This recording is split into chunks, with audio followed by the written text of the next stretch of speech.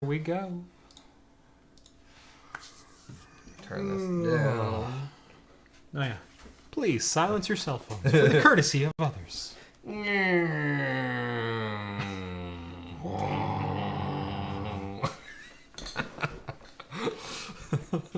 Welcome to the show, everyone.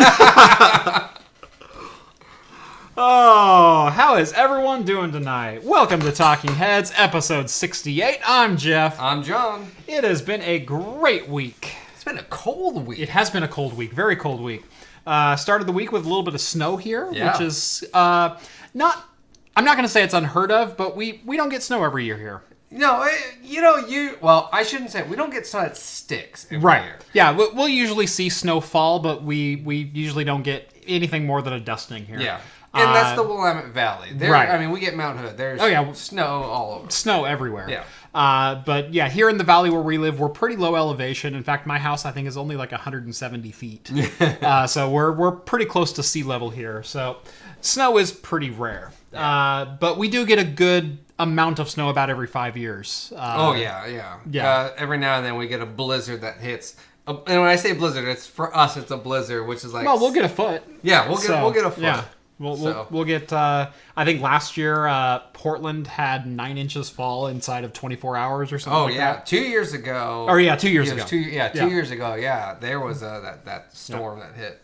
I was actually stuck in the middle of that. My son was decided to come out. That's right. In the middle of it, 2 a.m. I had to go. I was like, I just came back from the bar. I was like, my daughter was born with snow on the ground too. We went in that day to have her, and it was a nice, pleasant drive in. And the morning she was born, there was like 4 inches of snow on the ground. So, yeah, it's still kind of just a rare thing around here where we don't get it every year. But yeah, we only got inch and a half. Yeah, we got it was about 2 inches here. It was an inch a lot of other places. And everything shut down. Yeah, everything and it was pointless because at like 9 o'clock, everything was like, we're fine. The sun came out. Roads were clear. Everything was fine. It was like 34, so stuff was melting. Yep. Like, all of Oregon shut down. Yeah, but I will say they're expecting a pretty decent storm this weekend. That's what for the valley, I'm hearing anywhere between 4 and 10 inches, depending on who you listen to. So. Over the course of like 4 or 5 days. So. Anyway. Might be a night to stay in and make some videos. That's right. Yeah. I'm actually kind of hoping I can stay home a couple days next week and get a couple cranked out. So, anyway, welcome to the show.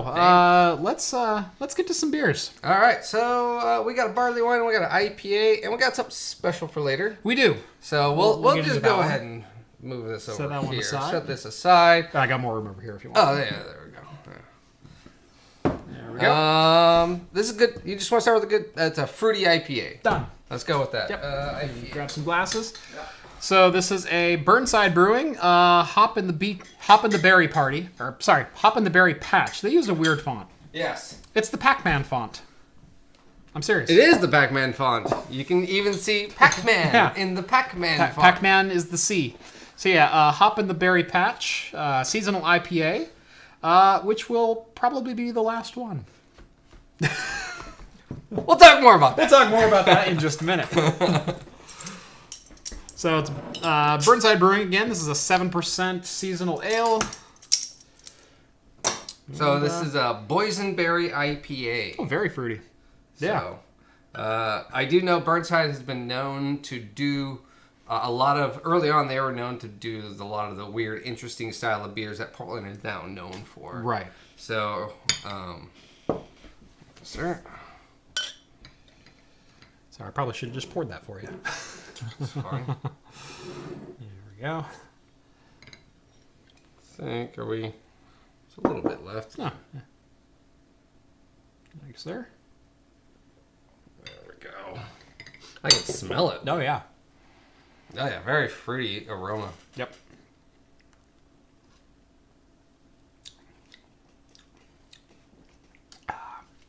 It's almost like you poured mine and I poured yours. That's weird. Yeah. That's not bad. No, it's not. It's definitely a lot of fruit at the back end. Yes.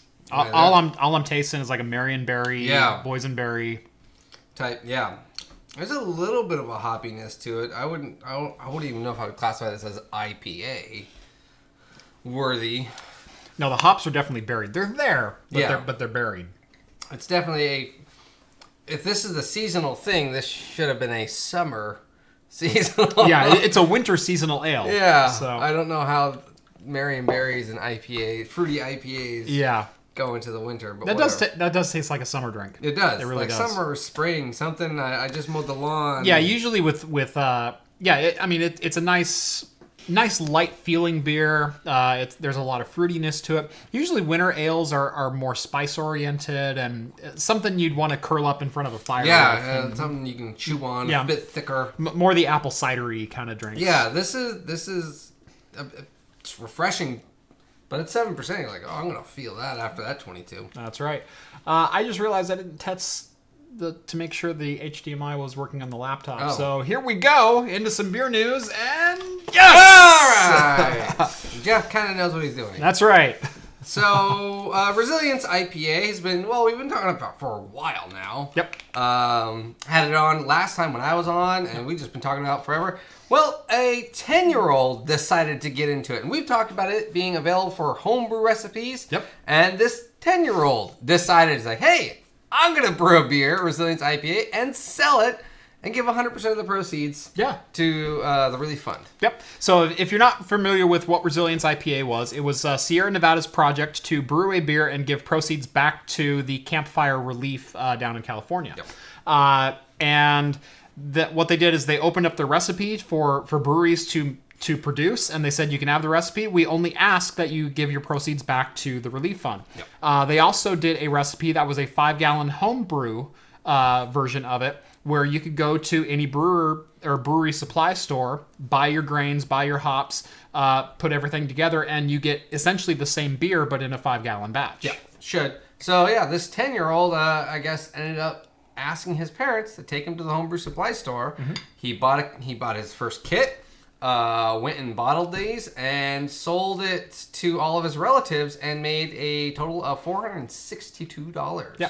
Which he then wrote a check and sent to Sierra Nevada for the Campfire Relief Fund. Yeah. I thought this was actually pretty cool. No, it's an awesome story. Yeah. I love hearing things like this where, a kid goes, well, heck, I can do that. I can help. That. Yeah. And it's what 10-year-old do you know is like, I'm going to go brew a beer. Yeah. I can't even drink this. Yeah. I don't even know if it's any good. Most 10-year-olds that I know that have an IPA are just like, ew, this is nasty. Mm-hmm. This tastes horrible. Which Resilience has a bit of a super bitter taste to it. Yes, it does. Very hoppy IPA. Yeah, so I don't foresee this kid being like, oh, this is a good beer. I'm a fan. Yeah, I'm a fan. I drink this. This is my beer of choice. Yeah. No. So very cool story. Very cool. This kid's from, I believe he was from Northern California. Mid Valley. Mill Valley. Mill Valley. Mill Valley, California. Yeah. I said Mid Valley. So very cool story. Love hearing about, like I said, kids getting involved and going, well, I can help. I can give back. What can I do? And so very, very cool. Very cool. So. All right. Did you watch Super Bowl? I reluctantly did. That was one of the worst football games in general that I've ever watched. Gosh, in my it was personal so opinion. boring. Even the halftime show with I'm pretty sure Adam Levine's shirt was like, I'm out of here. Yeah. This is just bad. See you later. Yeah, which he probably made out of drapes. It looked like he made out of drapes. No, there were some tweets going around. I believe Bed Bath & Beyond said if you're looking for that Adam Levine look for your living room, we have, and they threw up like a throw pillow and a curtain. Oh, that's awesome. That's awesome. With a very, very similar pattern to his shirt. That was not good. But yes, no, the game itself too was just boring. As far as the defensive side, it seemed fantastic. I want action. You know what I wanted? If anyone is a sports NFL fan in America here, we call it football, it's not soccer, was the Kansas City LA Rams game. Yeah, oh God, that was a good game. The highest scoring Monday night football game ever. It was. What was it, 56-49 or something like that? Yeah. Almost 100 points. Yeah. Total. Yeah.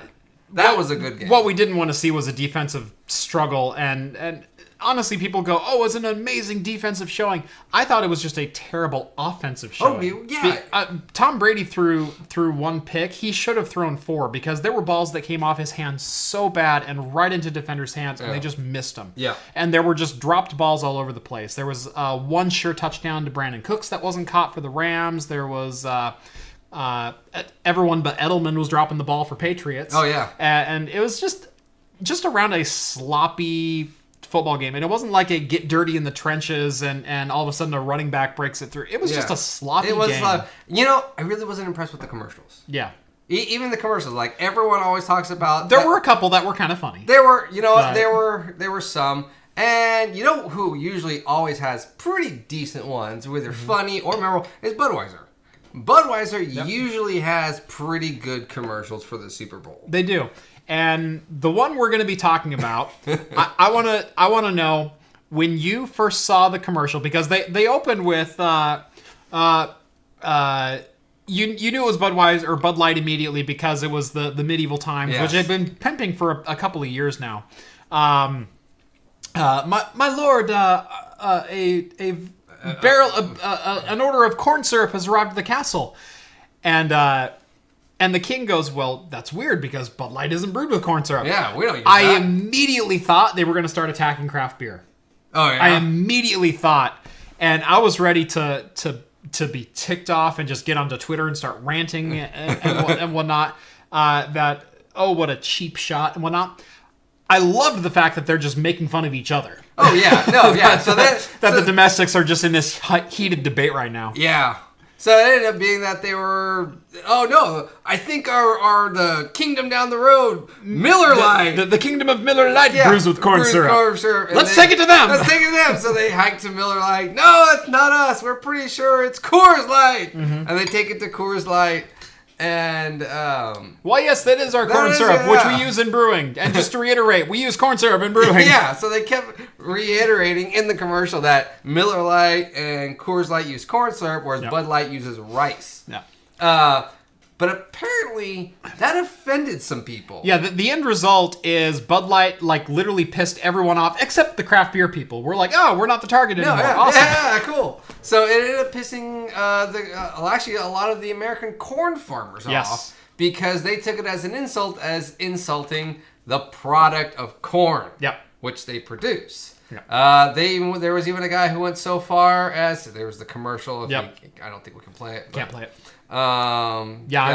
There's a couple companies I will not irritate, and that's probably Disney and Anheuser-Busch, 1 and 2. And there was a tweet that actually got put out of a corn farmer who then started dumping out his Bud Light. Yep. Because he was like, "Why don't you support this American business?" Excuse me. And so, which was kind of interesting. Yeah. So it was a bunch of jabs, but what I found also too was that a bunch of other companies started taking to Twitter. Yes. And that was where I found it hilarious. Was then Samuel Adams took to Twitter and said, "Hey guys, make sure remember no corn syrup or no rice." And then Bacardi gets involved. Hey, just remember we don't do corn syrup either. And so it was. I love the Sam Adams tweet in particular because that is actually my number one complaint of a lot of the domestic beers is they're cutting the grains with rice. Yes. And you can cut some rice into things, and I'm not going to be too offended. The problem is it is overwhelmingly a burnt ricey flavor. Yes. And that's what I get out of a lot of domestic brews, and that's why I don't like them. Yeah, there is a big thing about that. You do get these off flavors. Mm-hmm. And well, they were tweeting a bunch of stuff, and everyone, even Heineken, got involved. Yeah. Then Miller Coors got involved with a response the following day, and it was a letter stating, "Hey guys, thanks for including us in our first ever Super Bowl commercial.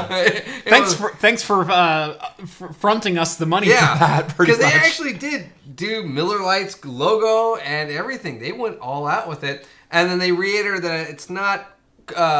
Fructose corn syrup, or it's not high fructose corn syrup. It's just corn syrup, right? Which is just the byproduct where they use to ferment out to create the alcohol. Yep. And then they reiterated that. And also, we're more flavor, because most of Americans agree that we have more flavor and we're fewer calories. Yeah. So suck it. Fewer calories and half the carbs of Bud Light. And yeah, we use corn syrup, but it doesn't matter. Yeah.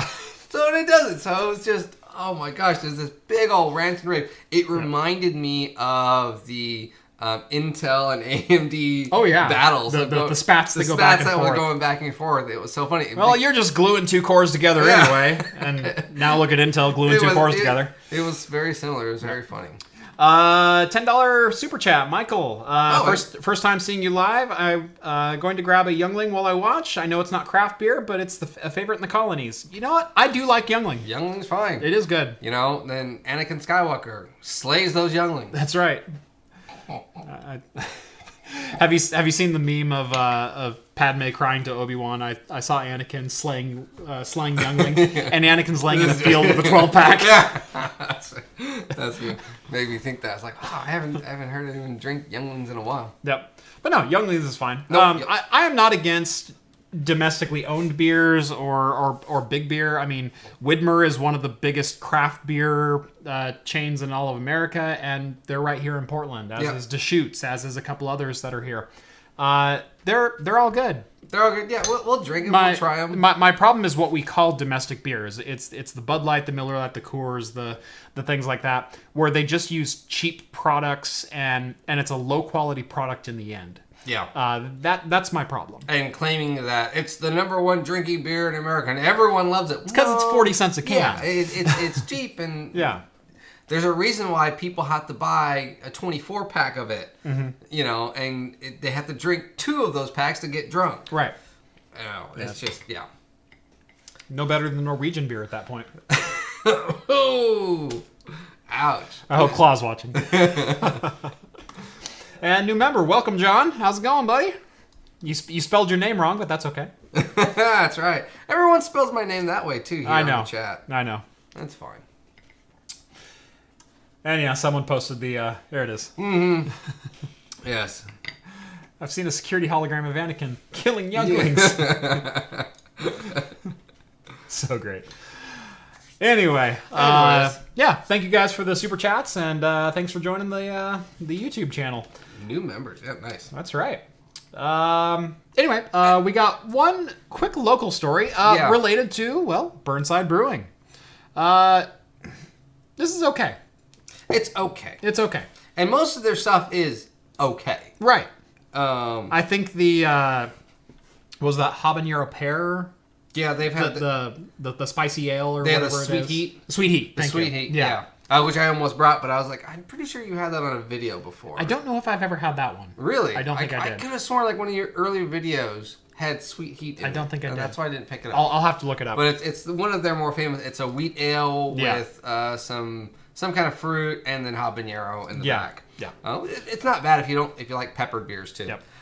But something very interesting and kind of weird happened this morning. Mm-hmm.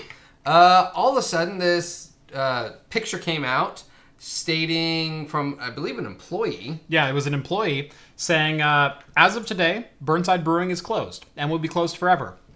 Please please submit for unemployment to the local unemployment office. We might not even make payroll, but we will fulfill payroll checks as soon as humanly possible. Thank you for your time. There's the road. Yep. See you later. And everyone's they showed up to work with chains on the door. Yeah. Basically. Everyone around town was like, "Is this real? Is this true?" Yep. Then this article kind of came out, by this lady who was stating that the landlords screwed them over because of big business. Portland property. The story that's going around right now is that and there's two sides to this story. Yes. The story that's going around right now is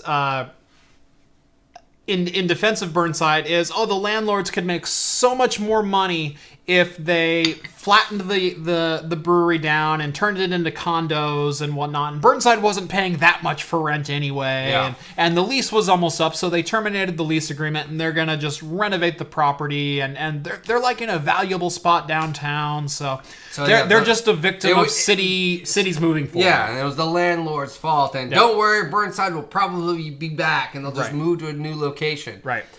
However, yeah. Then another picture showed up. Yeah. Do we have it? I think it's the third one.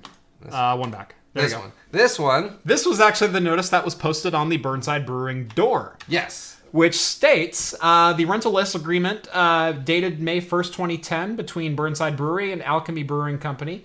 Notice of lockout and termination of tenant's right to possession. The locks on this premises have been changed by the landlord in accordance with Section 18 and 19 of the lease for the tenant's failure to pay amounts due thereunder. And then in parentheses, as you know, no payments have been made to the landlord in months. The tenant's right to possession of this premises is hereby terminated pursuant to Section 18. Landlord also claims landlord's lien against all tenants' chattels and in the premises as collateral for unpaid rent, essentially. Yes. So not only are we locking you out of your building, we are seizing all of the property within. Yeah, so essentially that's how they're getting their money back. Yep. And this was posted on the 4th, so 2 days ago. Yeah. Which was ironic because that was what, Monday? That was Monday. Yes, that was during the snowstorm, right? No, Tuesday was the snowstorm. So Monday, Yeah. they went then on Facebook, Monday night, on Facebook and said, hey, we're going to be closed tomorrow because of the snow. Right. Yeah, the snow is coming or no, they posted Tuesday morning. Oh, yeah. Because Portland got dusted with snow. Like I said, they got like a quarter inch of snow. The ground was white for like an hour. Yeah. And they said, we already called a snow day. We already let all our employees go home. We're just gonna close today. Yeah. And they actually posted a meme of Michael going, "I declare snow day." Yeah. Yeah, I think we have that. Yeah. Yeah. There we go. There it is. Yeah. So this is Burnside Brewing's official, probably last post as a company. Yeah. Well, actually, it stated that they posted this the 4th at 6:30. 6:35. Okay. 6:35. Okay. So they posted it the same day they got the notice. Right. I declare snow day. Well, it turns out it wasn't a snow day. It turns out it was closing day. Closing day. So I don't know if they were trying to find financing in the last day. I don't know. Which Burnside Brewery has actually been they've done a couple pretty decent size brew events. Yeah. They did the Fruit Beer Festival, which was actually one of my favorite. Early on, I actually submitted to Homebrew to some of their beer competitions. Mm-hmm. They used to do Hot Brew Fest. Their food was actually really good there. They had the ultimate burger there. They had that the was ultimate burger. They good. had they used to have these scotched eggs that Steve and I loved. Yeah. They were like quail scotched eggs. Mm-hmm. Really, really good. And then this, like, there was no sign of why they'd be closing or no sign of stopping. I mean, they've been releasing seasonal stuff as if they've been continuing. And they even won 2012. They won a gold medal in the American Great Beer Festival, which is a big deal. Yeah. So it's just interesting that... They don't just hand those out. Yeah. It's just interesting that... Yeah, we're close. Yeah, poof. Gone. We're gone. We don't know if we can even pay our employees. Yep. So yeah.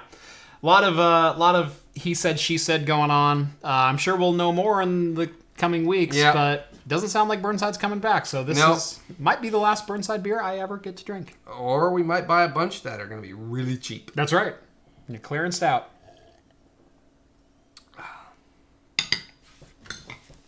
It's okay. It's okay. Yeah. I've had worse. Yep, exactly. All right. Let's jump into some tech news. Let's do it. So, speaking of layoffs, in not quite great news, Gigabyte actually is rumored to be planning some layoffs in their motherboard division. And this is a little bit of some surprising news. Let me pull up my notes so I can actually read what I have over here. I closed a tab in my browser earlier. It's kicking my butt. There we go. All right, Gigabyte open. There we go.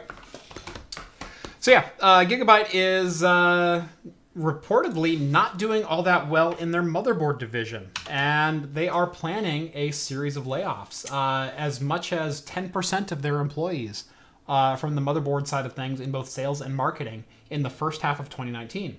Gigabyte has declined to comment. DigiTimes claimed that Gigabyte doesn't currently have any plan to lay off workers from its graphics card business, though, which is a separate division of the company.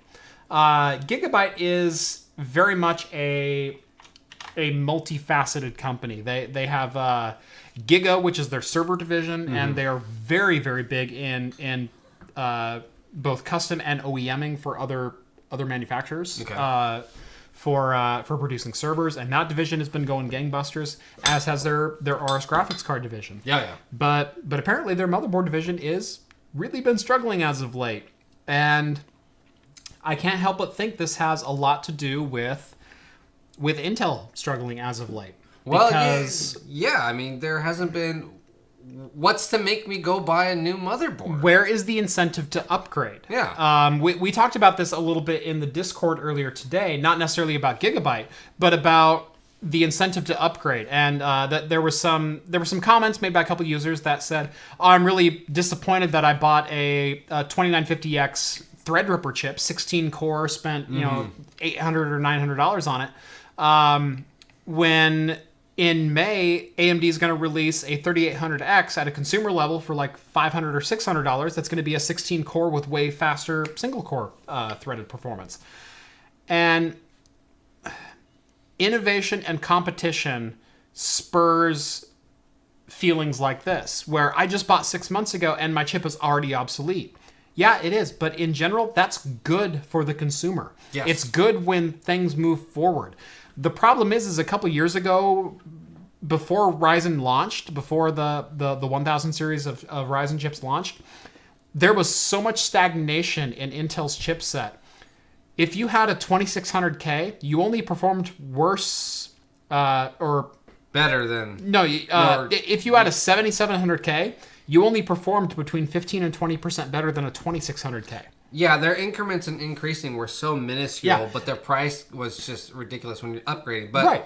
But if you wanted to be the guy that had the greatest, the best of the best, you paid for it. But yeah, it was like 10 to 15% increase in performance. And that was over 6 years. That wasn't like overnight like we're seeing today, with exponential increases in core counts. I mean, think 2 years ago, the best consumer chip you could buy was the 7700K at, what was it, $379 for 4-core, 8-thread unlocked. On Intel's enthusiast side, you could get a 6850K, which, gosh, what was it? I think it's, 6850K. I think it was an 8-core chip and it was $1,000. All of a sudden, Ryzen comes out and they go, "Oh, we got an 8-core chip. It's $380." Yep. And then Intel comes out with a 6-core chip and goes, "Well, we're still faster in gaming." And then Ryzen goes, "Well, tell you what, we'll match you almost at like your stock speeds." And all of a sudden, Intel has an 8-core, 16-threaded chip that's now available for $600. Yeah. So that market has been coming down. Oh, and by the way, $1,000 today gets you, what, 10, 12, 14 cores? Well, I was going to say 12 to 14 cores. 12 core or no, sorry, 16 cores for $1,000 is what it gets. Yeah. In fact, I think that's $800 for 2950X now. $800 gets you 16 cores today. So 2 years later, that's what competition does. It spurs innovation and adoption much, much faster because you don't want to get left behind. So Gigabyte struggling right now like they are is probably a direct result of no one feeling spurred on to update their Intel chipsets. And we've heard rumblings of this from other OEMs as well. Is Intel sales have been down because, well, I've got a 4790K. Why do I need to upgrade? Yeah. You don't. There's no compelling reason to upgrade to a modern, i5 9600K. There's nothing in it for you.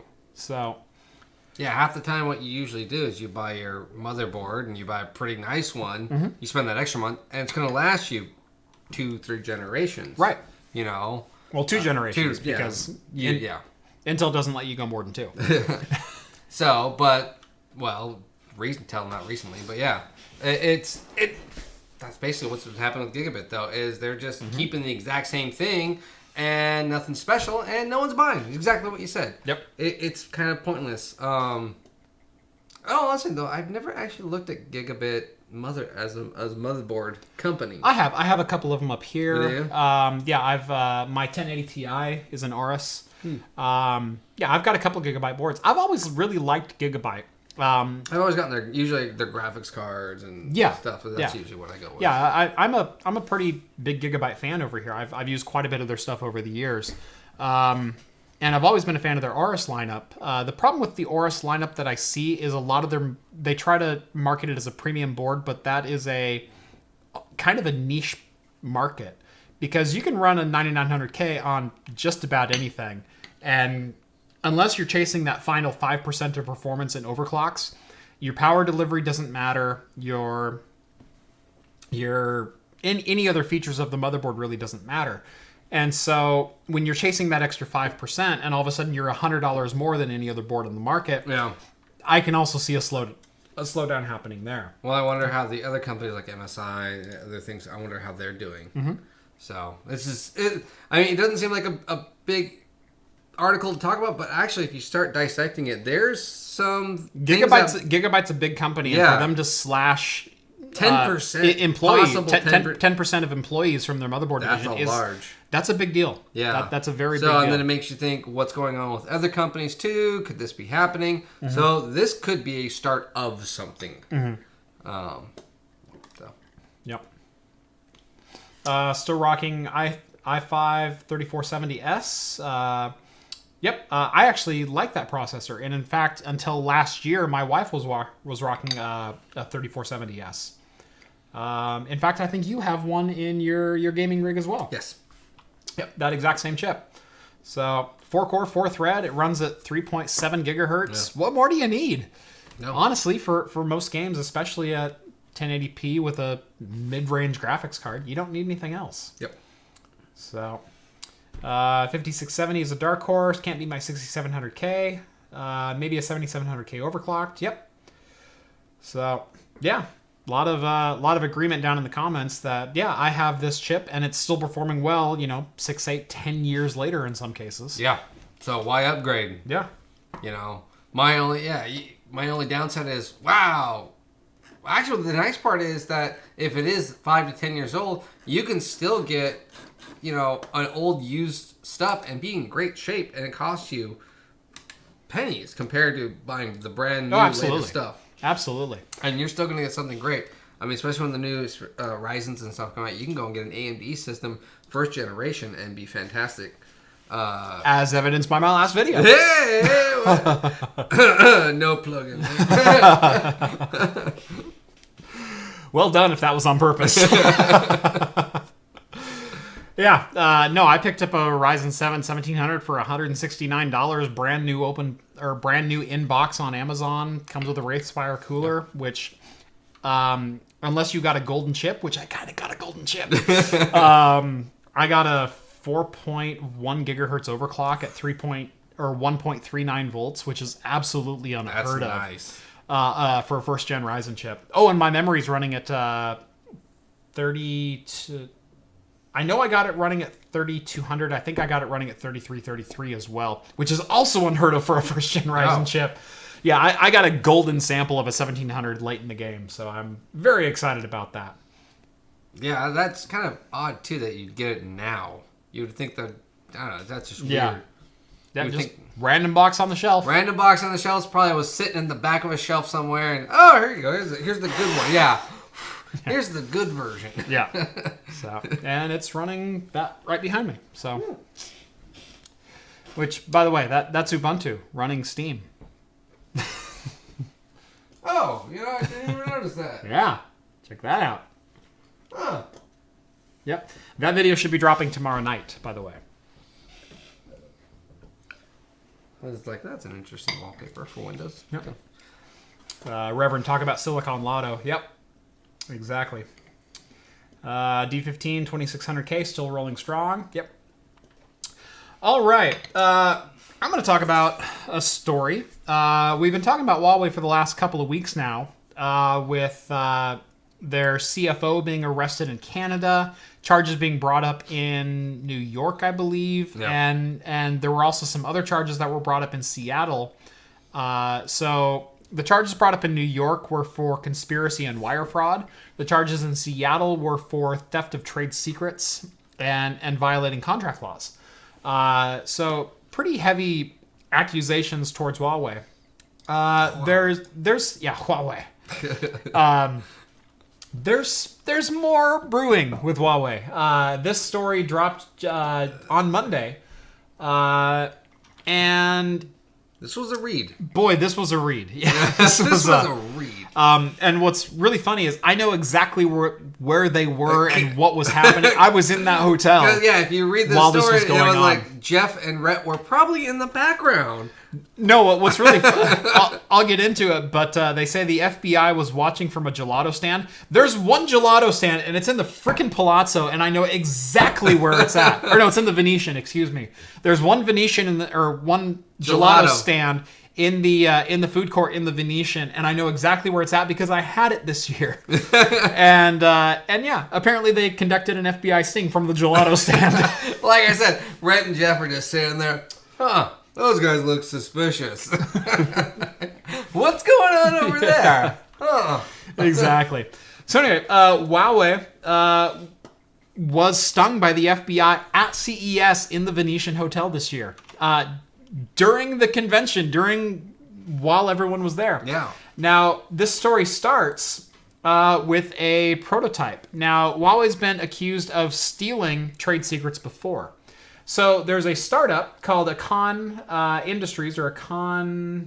What was the name of it? It was a weird name. Akon Semiconductor. There it is.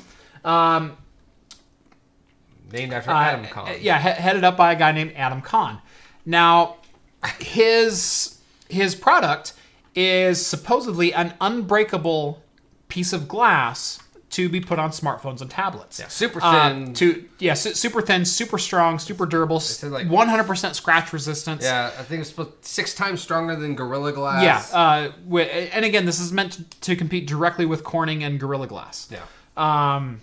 So he's been very carefully sampling this product around and trying to get OEMs to buy into purchasing licenses for his technology. Got the hiccups already. No. Gosh.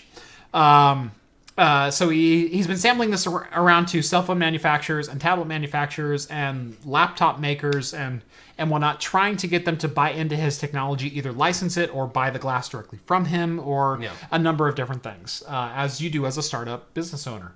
Well, he sent a sample to Huawei in San Diego, and it was a pretty simple sample. It was a 4-inch square piece of glass. The magic sauce in this is apparently a nano diamond coating on one side of it, which makes it virtually indestructible to scratches and even drop damage. Yeah. So kind of a cool technology. Super chat. Heavy Palms. Add on Origin for Apex Legends. Cheers. I've been hearing Apex Legends. I don't know what it is, and at this point, I'm too afraid to ask. I know it's a new game, and I think it's EA, but I have not looked in. Excuse me. I have not looked into what Apex Origins is. So Apex Legends. Apex Legends. Excuse me.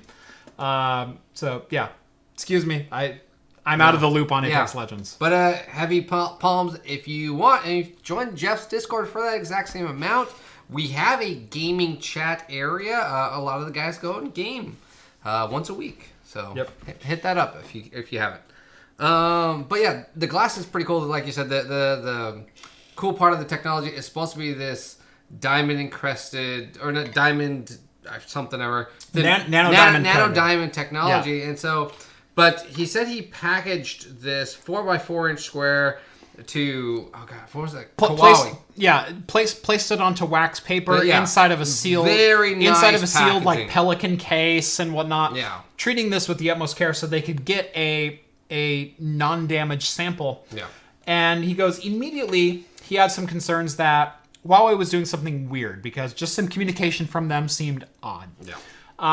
When he got his sample back, it was completely destroyed. Well, it took him months to get it back, too. That's right. They had a contract stating that they were only going to have it for so long. Mm-hmm. And he goes, we'll let you evaluate the sample for 3 weeks. After 3 weeks, please send the sample back because this is one of my only samples. And they signed an agreement to this. Yeah. And so the time was getting close. He didn't hear back from Huawei, so every week he would email them, trying to get a hold of someone. Yep. It took, I think he said, 3 months later to get his sample back. Yep. And it was in the same packaging, but it looked distorted, and he said it was broken in half. Yeah, he goes, it was completely destroyed. It was broken in half, and it was malicious and intentional. Yes. It was them stressing the sample beyond its limits, which I believe also was against the terms of the agreement. So Khan contacted the FBI. And the FBI obviously is no stranger to Huawei. They've been investigating them for quite a while for similar conduct. They decided to enlist Khan and one of his associates in a sting operation. He goes, we want you to fly to Vegas. We want you to wear a wire, and we want you to meet them in a public space, and we will have our agents watching from a gelato stand. Well, no, wasn't it supposed to be they were supposed to meet in a room, and then for whatever reason they only had the room for so long. And Quan or whatever, Huawei, or they couldn't make that particular time, so they had to switch it to a burger joint. Yeah. And again, I know that burger joint. FBI, I didn't eat there this year, but I ate there last year. Yeah, so the FBI said, go to this burger joint, and we're going to be in the gelato stand, which is in plain view of the food court. Yeah. So we can watch you. I think they said it was like 100 feet away or something like that. Yep. A couple 100 feet away. So yeah, it was the FBI are at this gelato stand. Quan and the representatives were at a burger joint. Yep. And there's an FBI sting going in front of everyone. I just imagine the FBI agents, because they were going, oh yeah, this totally was that. So anyway, we don't know the results of any of this, but the story is just hilarious from beginning to end. Not the theft of IP. We pretty much know Huawei is doing that at this point. Yeah. But just the absurdity of how this all went down, and the fact that an FBI investigation has been brought public before the conclusion of the investigation as well. As Khan put it, one day you're making phone calls trying to start your business up, and the next day you're meeting in Vegas wearing a wire. Well, the representatives that he met, Khan met of Hawaii or whatever, they're Huawei. They denied it. Yeah. They denied that we have no idea what you're talking about. We're still interested in buying the product, but we have no idea what you're talking about. What sample? What sample? We never even got a sample. We don't even know about it being broken. Mm-hmm. And then Khan actually, with the help of the FBI, found out it was broken with a high-powered laser. Yeah. So they were cutting into it, and they suspect that they were. The only reason that someone would even do that is to reverse engineer it. Yeah. So it was. They have all of this proof that they were trying to reverse engineer it. But yeah, it was kind of interesting that. Now, is this article done by Khan, or wasn't it? And he said like he felt that he had to release this information. I believe he was interviewed, and I believe he also made a couple public statements prior to being interviewed. Anyway, the read is totally worth it. It's on Bloomberg Business Week. It's a bit of a read, though. Yeah, the link is down below. It's a 20-minute read at least. But the story behind it, anyone waiting for the Khan joke, there it is. You're welcome, Skull.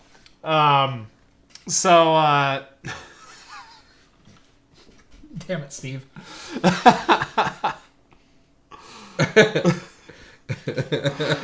So people in chat like to share what they're drinking, and Steve, one of my other co-hosts, and John's brother said he's snorting Bacardi 151 through a silly straw. Hey, you know what? There's no corn syrup in Bacardi. There's no corn syrup in Bacardi, in case you were wondering. My 20s hates and loved Bacardi 151. Yeah, mine too. I've got a really good night story with Bacardi 151 and a really bad story with Most of mine are bad stories. There's one bad story I can remember. Most of mine are like, I have good memories. Like, oh, it was pleasant, and tanked. Yep. You're waking up. And Yeah. in the gutter. What is this? Never again. Yeah. Never again. Oh, I still got a half a bottle left. Well, one more time. That's right. I swear, I will never do this again as long as I live. And some of us have that little additional part, and this time, I mean it. Yeah. Okay. Let's jump on to our next story. Actually, let's jump into our next beer. All right. Barleywine time. Yep. So this is Sierra Nevada's 2018. It is a yearly release. Do you have 12-ounce glasses? I don't, so we're just gonna have to go with some pints. That's fine. Their yearly release of Bigfoot. So this is a they classify this as I need to get some tulips. I really do. yeah, nice 12-ounce. They classify this as a American style barley wine. What that means is usually that it's a bit hoppier. Mm-hmm. And Sierra Nevada is known for their hoppy beers, so this one is pretty hoppy. Ooh. Have you had this before? I actually have had this before. I have actually sitting in my cellar. I know you're aging quite a few I have of these. 10 years of this. Yeah. So, and the nice That's a part, good flavor. the nice part about this beer is actually $2.50 a bottle. Yeah. So $2.50 a bottle for almost 10%. It's 9.6%. Yep. So pretty close. Yes. So basically, it's 4 Budweisers for the same price, but in 12 ounces. Yes. Yes. And again, no corn or rice in this. That's right. That's right. Oh, yeah. Oh, that's good. So yeah, 9.6. I think it says it has like 85 IBUs. It's funny because the hops hit you right in front, and then they disappear for a little while, and then they come back with a vengeance on the back At the back side. end, yeah. They really, that's... I have noticed with most of the Bigfoots that they all come with vengeance at the back end, just super bitter. Yeah. Super bitter, super grassy Yes. at the back end. But no, yeah, the midpoint is very sweet. Yeah. So, I was going to bring another beer, but they were a bit more expensive, and so it's like $6 a bottle, and they only came in 12 ounces. But then I saw this next, and I was like, oh, I know Jeff hasn't had this. Yeah. And a barley wine just sounds good during this cold weather. Oh, yeah. Yeah. Like we were saying earlier, something to chew on, something to have for your seasonal beers. This. Yeah, I think tonight it's supposed to be 19 degrees. Yeah, which this is that type of beer Jeff was talking about, cozying up by a fire. Yeah, This is -7 for those in Celsius climates. Ooh. So Jeff, do you have a drone? I used to. Actually, I have a little drone. I have a little baby drone. Hold on. Now I know some friends of mine. They usually have some drones. I got a couple friends that have the really big, like white ones with the big HD cameras. Right. I used to have a Phantom 3, and, Yeah. I loved that thing. Today, this is the only drone that I actually own. Oh, it's one of those little pops out. Right. This one's a Wi-Fi drone, but it also has a physical controller to it as well. That hooks up to your phone's GPS. Right. Follows you around. So there's the drone itself. Little camera on the front. It's only 720p. It's a decent 720p. Yeah. And then the stand that it comes in is actually the controller. And it's got a little cell phone holder that goes on the top. And it's kind of a cool little package. And honestly, all that I need. Because I don't... do the drone flying. My problem with owning a drone was I always wanted to go out and fly it. And there's so many beautiful locations in Oregon to go fly a drone. Great, yeah. I got some amazing footage with my Phantom 3. My problem was that the batteries were so gosh darn expensive. And they died quick, didn't And they died quick. So I had a Phantom 3. Batteries were $150 a piece. And I wasn't going to chance a third-party battery, which were still $120 a piece. To go fly the drone. So I had 2 batteries for it. My problem is I drive 2 hours to go film something and I get 40 minutes of flight time. Yeah. And then I charge it, and charging still takes an hour and a half to 2 hours to fully charge your batteries. And then you might be able to go fly for another 40 minutes and whatnot. And to me, that just wasn't great.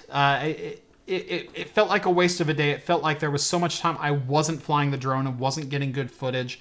Because out of the drone flight, you'll get like 3 minutes of good usable footage. Oh yeah, because you're probably trying to stabilize. I gotta find that shot. Okay, does this actually look good? Right. Your cameraman and drone operator all in one, because this was not a 2-person rig. And so you're trying to find the right angle and get your camera moves right. And I got pretty good at the single-handed control, but it was still not what I wanted. Now, did you ever fly yours in like public areas? Oh yeah, flew it down at the beach, flew it over parks and neighborhoods, anything like neighborhoods. that? Oh yeah, okay, yeah.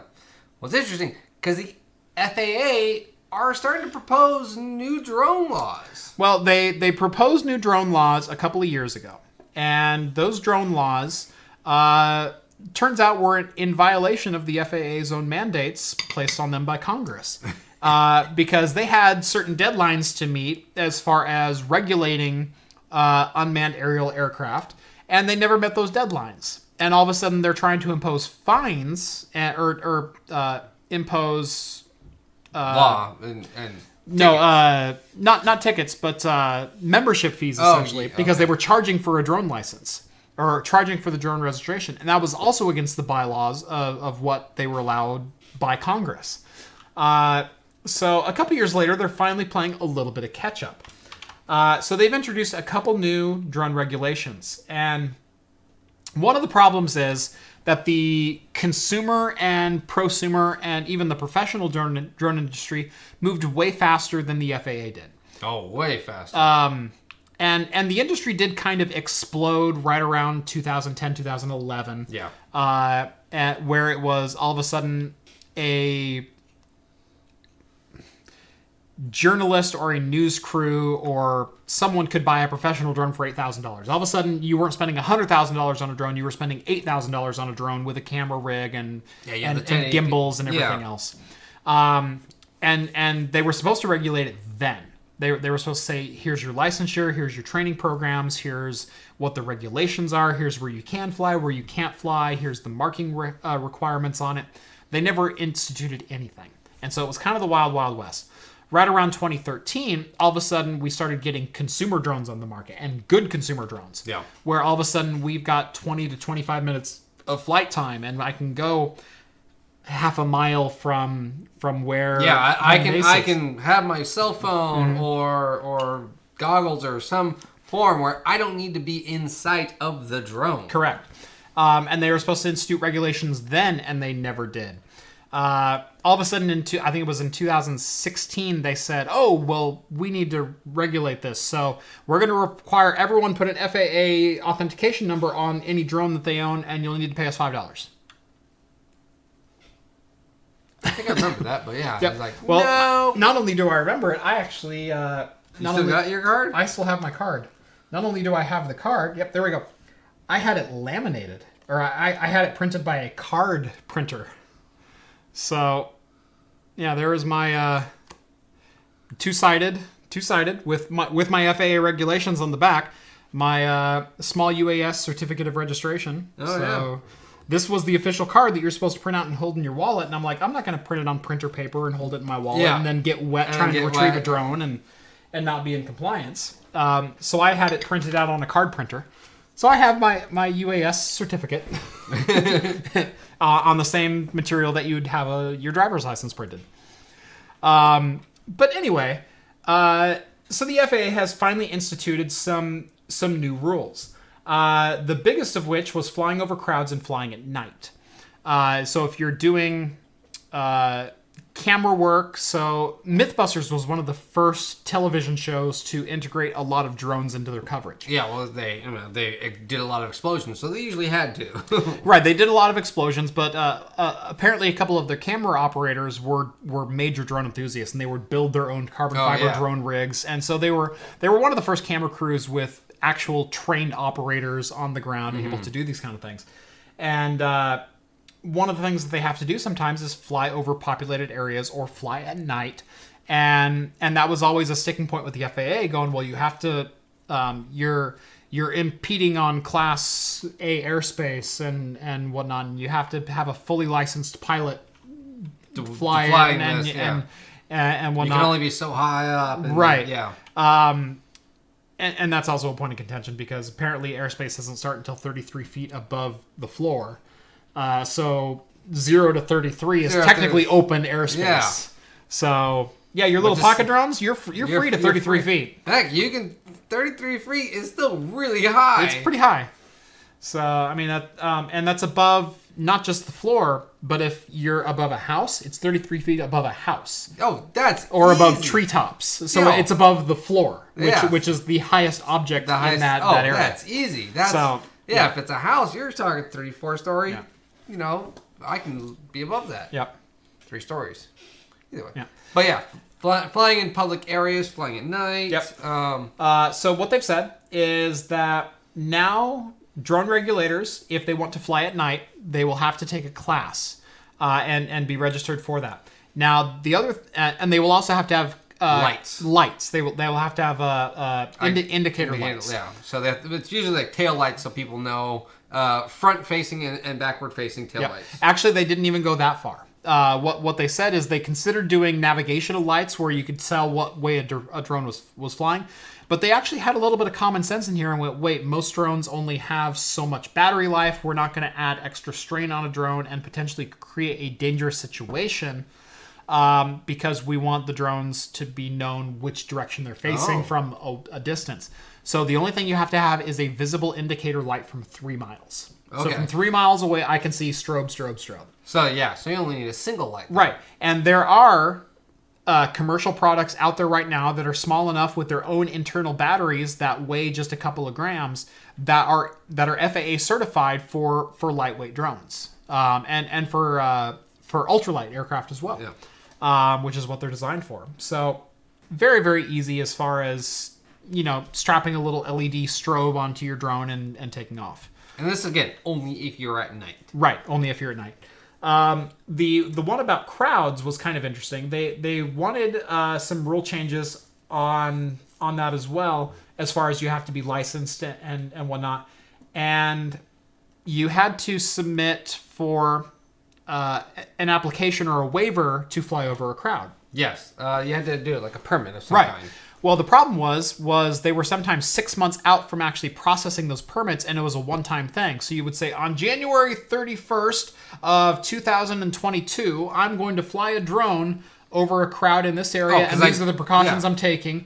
And something like 85% of the applications were rejected for not having enough information. And so if you think about a 6-month turnaround time to get a rejection notice, well, my date has already passed from the time that I needed to fly a drone over this thing. Oh, yeah, because, like you said, here in Oregon, great places. In 1 week, Oregon cannot even tell the weather how it's going to be. How do I expect to know that in 6 months from now, it's going to be even good weather for me to fly my drone? Right. So what they've done instead is they said, we will still honor the waivers, and we're also going to put rules in place that are not going to do away with the waivers, but they are a more stringent set of rules that if you are in compliance with those rules, you will be able to fly over populated places without a waiver. Yeah. So things like indicator lights, things like safe altitudes, things like spotters on your drone, that kind of thing. So I'm actually impressed with the FAA with the regulations that they're proposing here, because they don't seem overly draconian. They don't seem like they're trying to shut down the industry anymore. There seems to be a little bit of common sense going with some of these rules. Well, I think too, it's with very little bureaucracy on top of it. Yeah, it's probably all because of it's almost been 10 years since drones have been super popular, and I'm betting half the people that are making these rules now are like, yeah. Drones are actually pretty cool. I got a Phantom 4 in my garage. It's like, I'm flying them all that. Oh, it's really not that invasive. Oh, It's not that hard. Oh, I can build a kit really cheap, and it can go really far. Yep. Oh, it's seeming like a lot of people they're probably understanding now the actual product and what is going on with consumers and what half of the consumers are even using it for. They even tried to mention in this article keeping it safe for hobbyists too. Right. And I know a lot of people that, or some of the Mythbusters guys, they prefer to build their own drones instead of purchasing them. Yeah. Just the fact that they're doing that, and they're out in just farms flying it around. No pirate. It's their own personal property. But which none of these rules would infringe on them, so it doesn't really matter. Absolutely. But still, it's the fact of I agree with you. You're saying I think they're starting to catch up, and I think though it's probably because half of them are starting to understand the culture a lot more. And I would buy that. Yeah. I would totally buy that. That the culture has evolved enough now where they can probably get a pulse on it. Yes, exactly. Yeah. Where before it's something new. I mean, it was probably similar to 3D TV. Yeah, let's just throw a bunch of crap out there. It's going to be the next big thing. 2 years later, it's gone. For all they know, drones were going to be gone in 3 years. Does Inspector Gadget have to comply by these rules? I believe he legally qualifies as an ultralight. Pretty sure. Is it his hat or his head that has it? Well, remember, it goes up through. It comes out of his hat. Comes out of his hat. But those are some big ass propeller blades, and it's also the handles that are on it. The bike handles. Yeah. But are they collapsible? Because it could be like ultra thin titanium. Where do they go? They could fold into the hat. Yeah. Collapse like Who was the live action Inspector Gadget? Was that Matthew Broderick? Yes, it was. It was okay. A horrible movie. Horrible movie. I was just trying to think. Yeah, Ferris Bueller as Inspector Gadget. Yeah. No. That's right. I never watched it, but I all of a sudden I got the trailer. It just popped into my head. Oh, it was horrible. It was similar to the. You ever watch the really crappy Fantastic Four that got released? Where they have Mr. Incredible or the Elastic Guy, where he stretches his arm out. It's the same thing. You just see his arm do this, and it cuts, and then you just see the arm extend. Yeah. Where you actually don't see the whole shot at once. And it's like, this is just bad. Where in the background, the guy's just going. Yeah.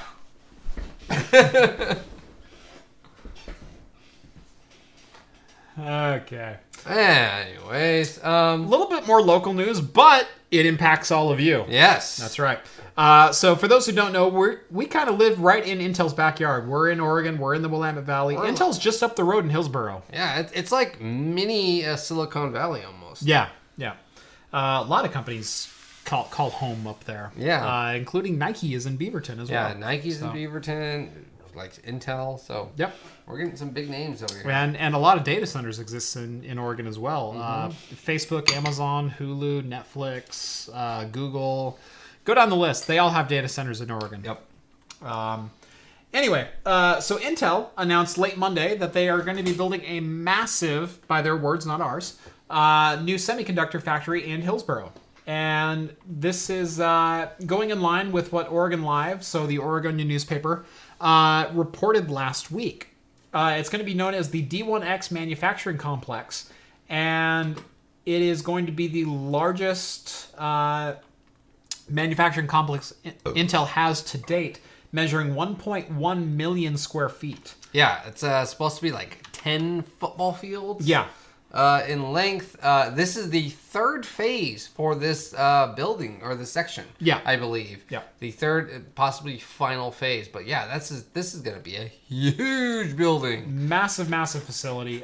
Very nice to see Intel investing in production again. Yeah, no, this is actually good news because this is proof that Intel is kind of planning on vamping up production on something. Right.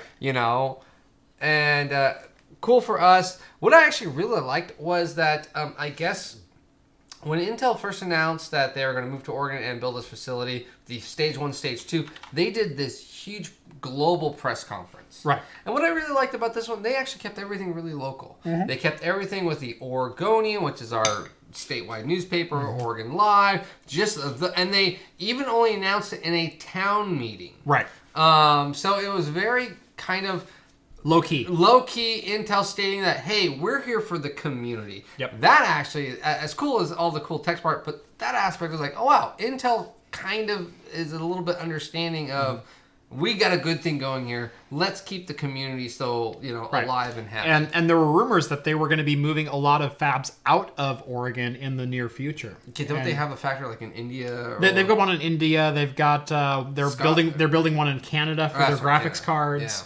Yeah. So they've been rumored to be moving fabbing and manufacturing out of Oregon for quite some time, and in fact, they have shut down some of their fabs here in Oregon. But this is kind of revitalizing. Oh, Intel's actually here to stay. Yeah, because this is their corporate headquarters. Is here in Hillsboro. So they anticipate having the factory operational late 2020 or early 2021. They will be breaking ground sometime in the first half of this year, so sometime in the first half of 2019. And this is going to be producing their upcoming 7-nanometer class of computer chips. They haven't specified which ones. Obviously unannounced technology, because Intel can't even make 10-nanometer right now. Yeah, I know. Well, didn't they say that it's in line with or should be ready for when they do have 7-nanometer? Right. I like how I think the article said when they do have it.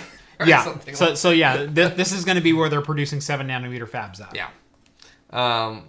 Hey, maybe by that time, craft computing will be so large.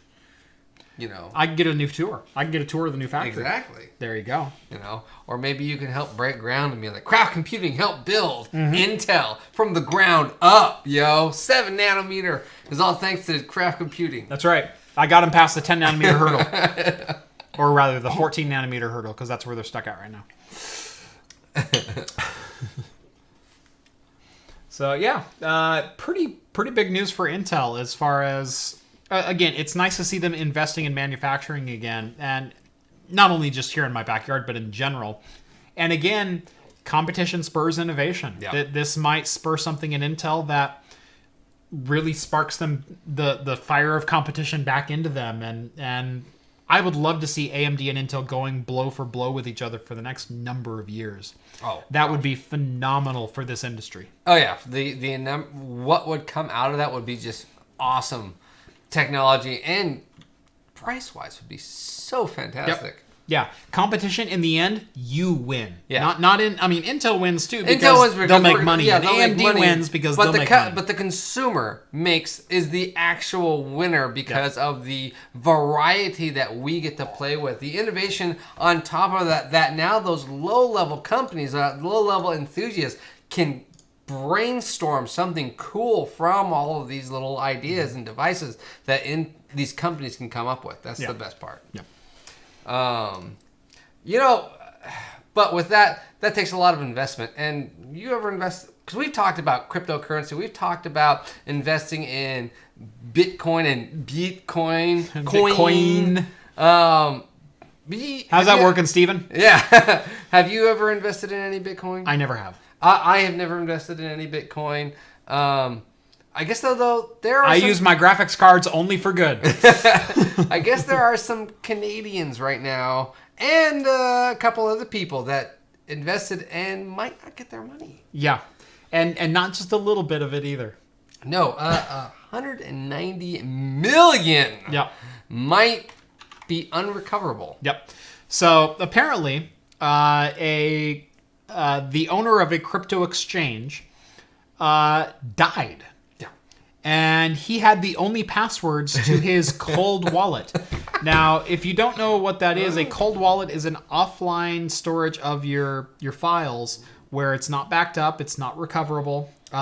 You have to have the password or you cannot break the encryption. Yep. So there was $190 million in that cold wallet. Well, the owner passed away and doesn't have any documentation anywhere on what the password may or may not be. Spouse doesn't know what it is. Hacker, they even gave the computer to some hackers and their security companies.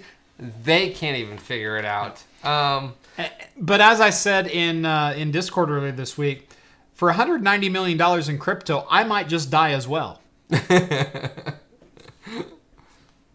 Wink, wink. And live out the rest of my days in the Caribbean. Yes.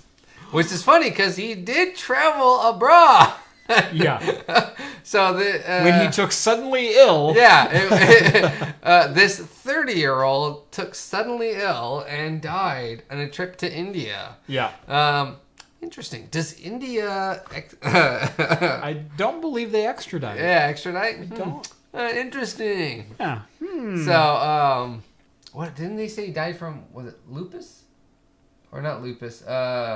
It's never Crohn's disease. It's never lupus. No, he had Crohn's disease. Except for that one time, it was. Except lupus. for that. So they're stating that this head of the cryptocurrency, 30 years old, had Crohn's disease and then died on a trip, to India. Yep. Huh. I have my doubts. I have my doubts.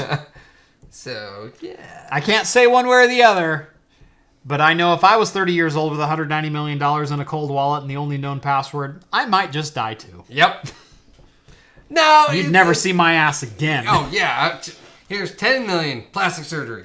Yep. Heck, India, you'll be fine. Make me look like John Travolta. Yes.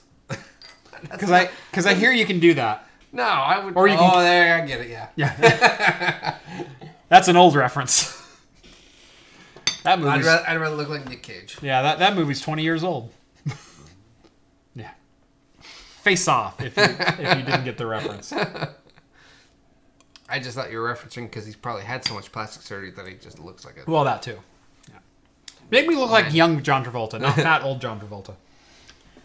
So, yeah, cryptocurrency owner, wallet owner, dead at 30 from complications of Crohn's disease. And the money may be lost forever.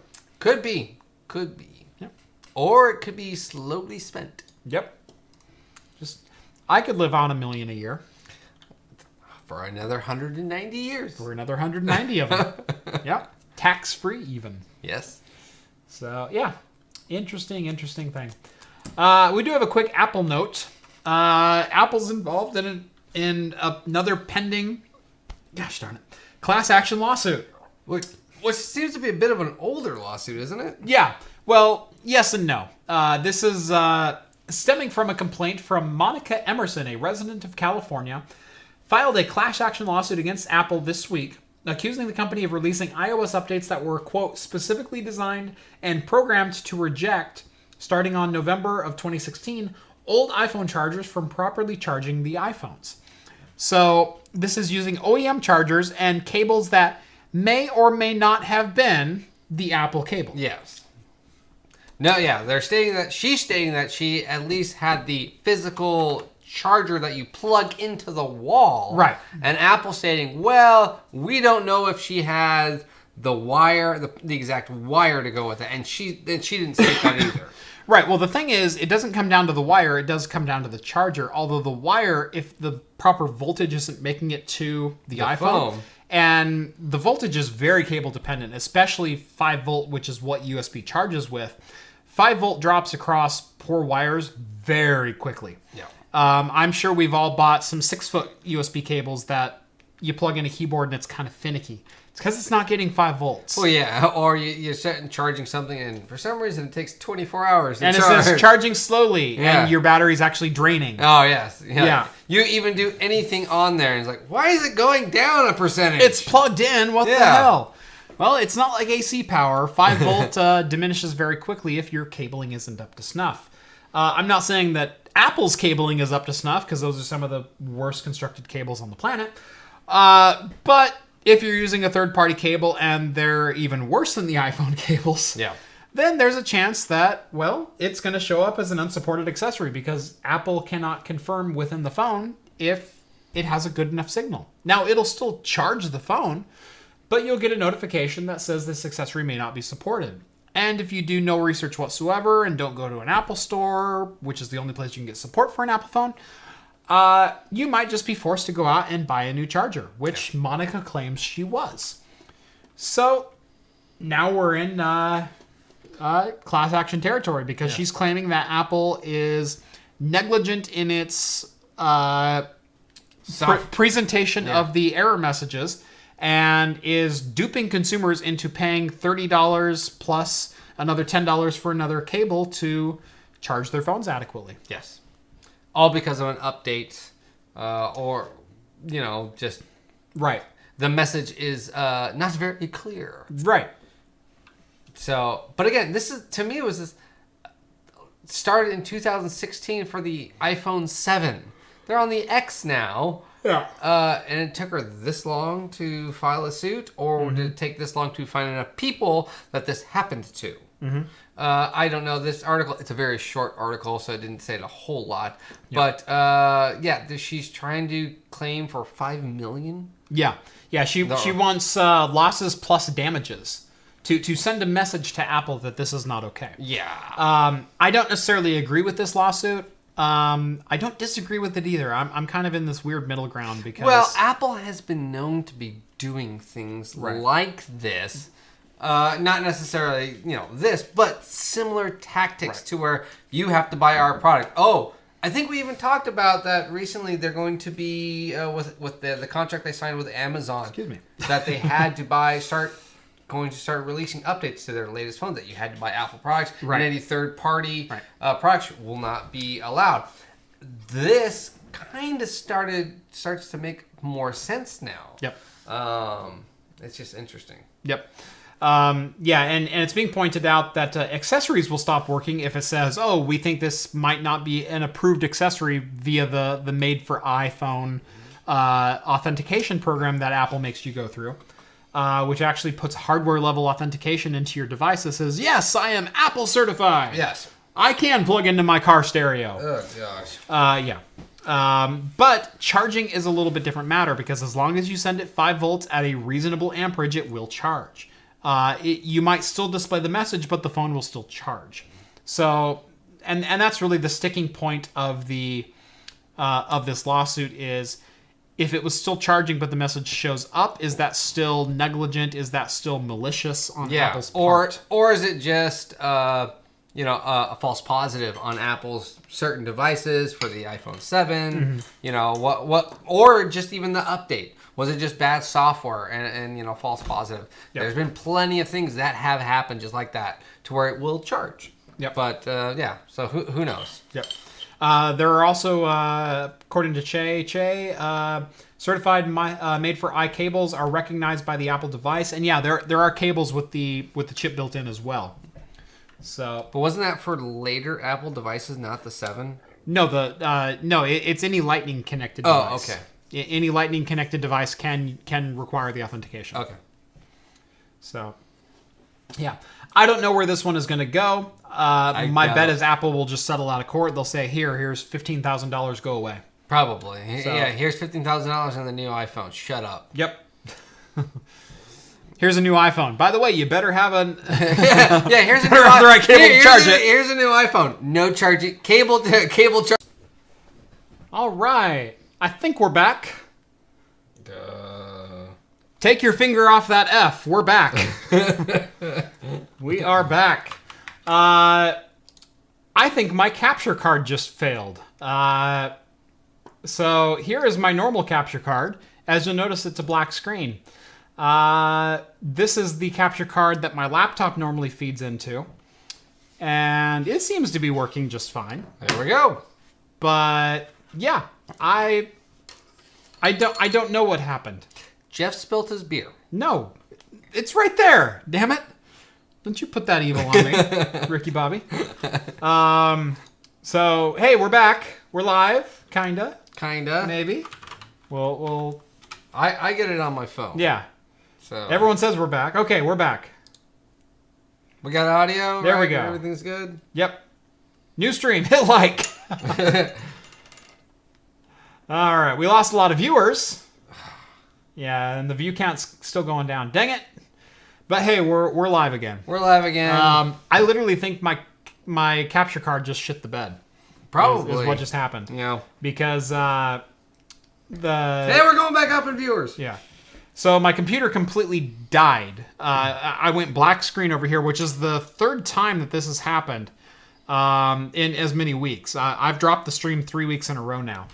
From random issues. And it's not the internet's fault. And it's not the internet's fault. The internet's working fine. This is real wood. It's okay.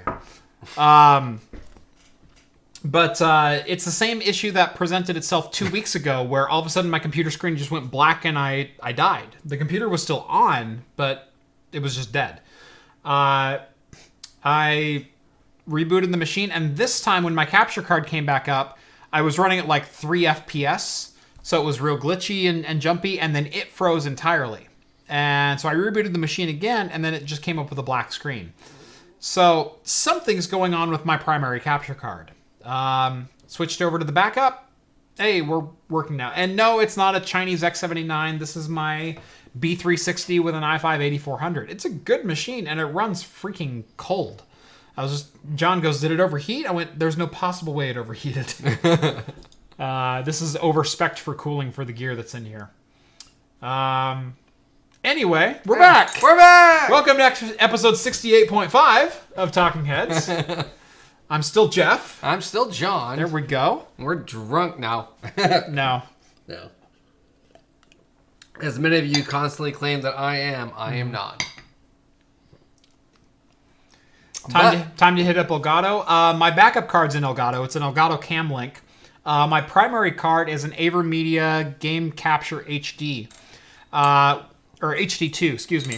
I like that card because it accepts almost any resolution input. It gives a clean 60 FPS. It's a very clean image.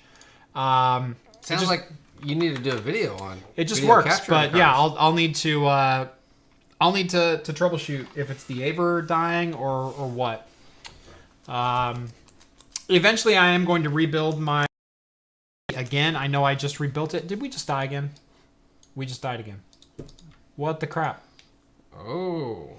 I think we're still live, or yeah, but my capture card is throwing up on itself again. So we're getting audio, just not video. We're getting audio, but no video. What the crap? Well, how's this? Is it? Okay. The wire any good? Hold with us. Hold with us. Don't drop the streaming. Yeah. Don't drop viewership. You can still hear us. This is now turning into a podcast. Yeah. This is just weird. Audio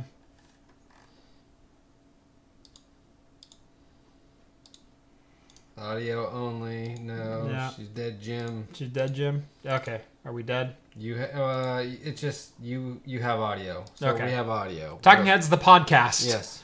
Yeah. Where the real money from the podcast. Yes.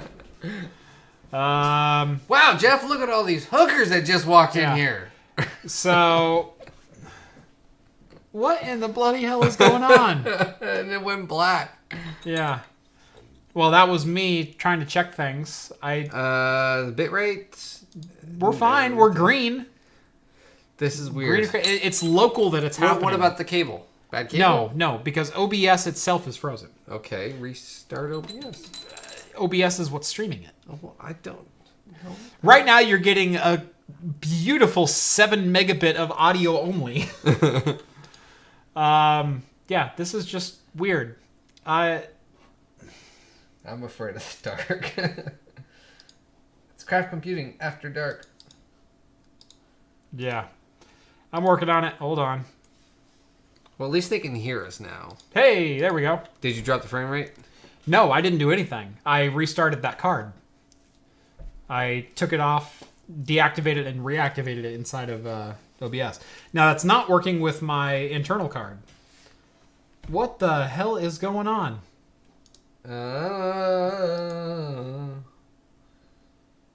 It's creating your own screenshots for you. Yeah. Your own thumbnails. Yeah. That's going to be the thumbnail for this video. Black screen. Black Yeah. screen. Yeah, that's right. Talking Heads. That's right.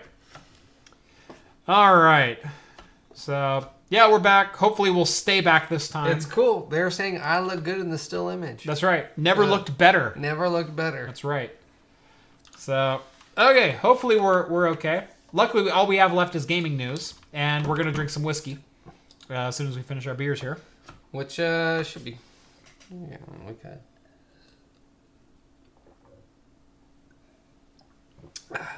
Once we get the caption card back, we go to silence by just drinking beer. That's right.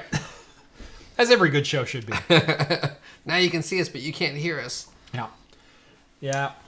I don't have time to troubleshoot my streaming PC this week. I've got so much to do. I've got a motherboard review. to do this weekend. Or do you have a caption card review to start doing? Apparently, I have a capture card review to start going. Although I thought it was a capture card, but my second one froze too.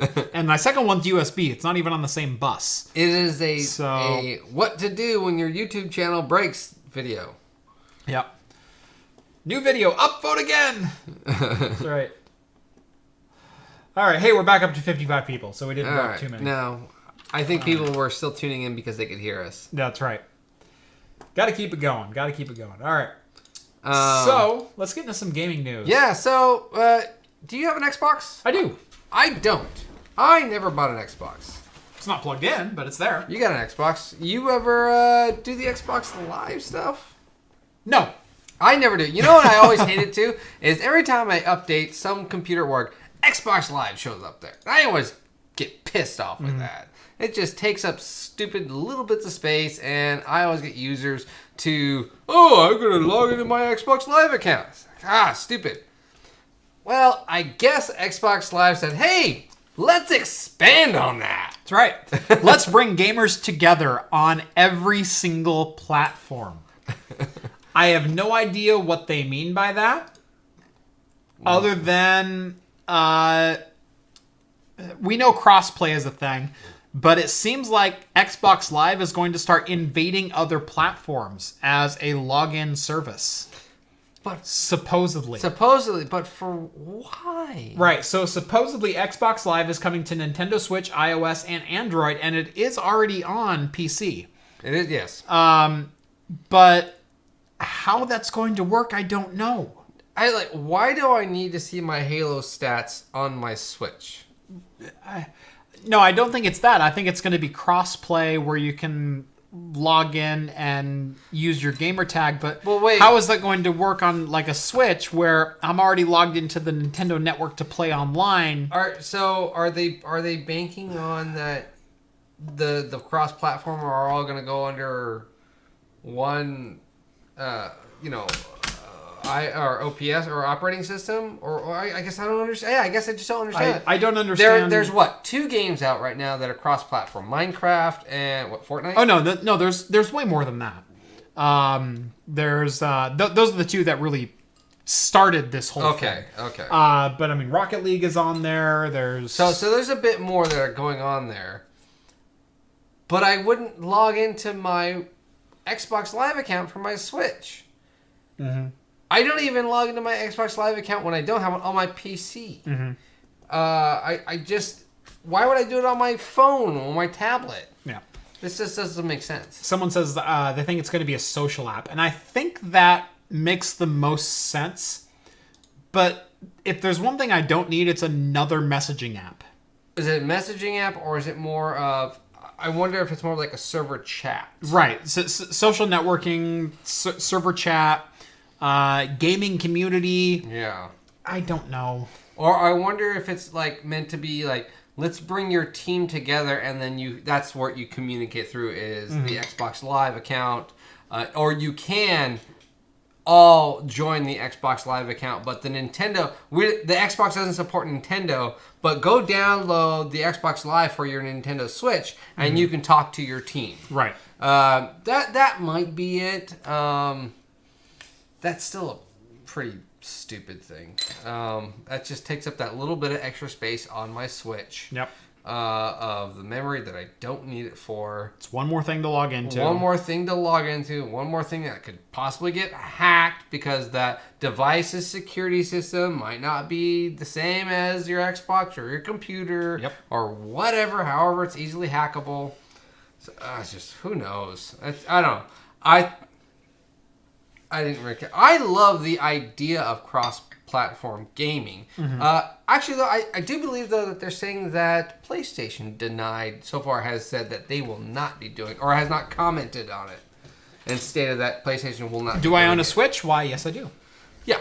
I actually really like the Switch. Me too. I think it's, when the idea of it came out, my biggest thing was like, thank goodness I'm going to have a game to play on the toilet.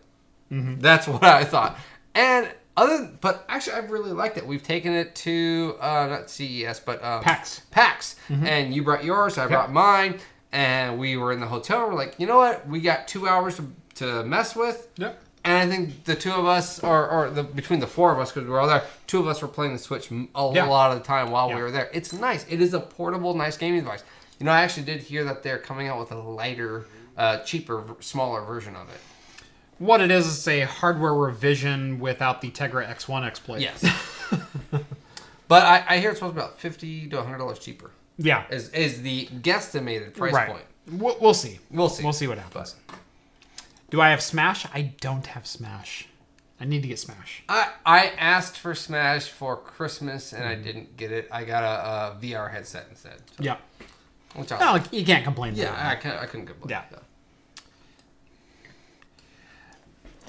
I liked this beer. I'm really glad it's only 12 ounces. Yeah. Oh yeah. No. That's again. I think that's the best part about this beer. Yeah. 12 ounces. I would have even preferred 8. Honestly. No, I like 12 ounces because this is a nightcap.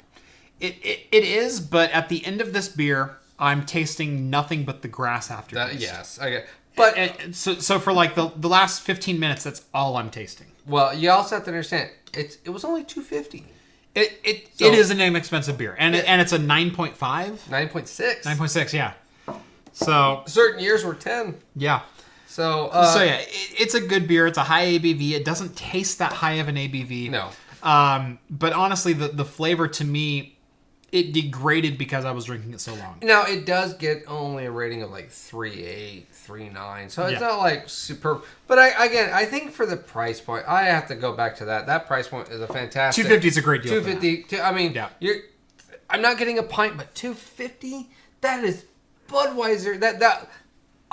It costs more to buy that the Copper Reserve. Yep. Lagers, for the premium stuff. Yep. A 6-pack of this is basically the exact same price as a 6-pack of Budweiser, or maybe a little more, but I'm getting 3 times the amount of alcohol. Yep.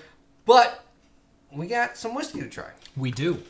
Let me get some actual tasting glasses. So, if anyone ever saw, I have a video out there of my little tiny channel, Hops and Brews, a Metallica beer. But then we also reviewed a Metallica whiskey, which isn't something I normally do. And in that video... I'm the whiskey drinker of the group. He is the whiskey drinker. In that video, we discussed this beer, Steve and myself and my other brother, Mike.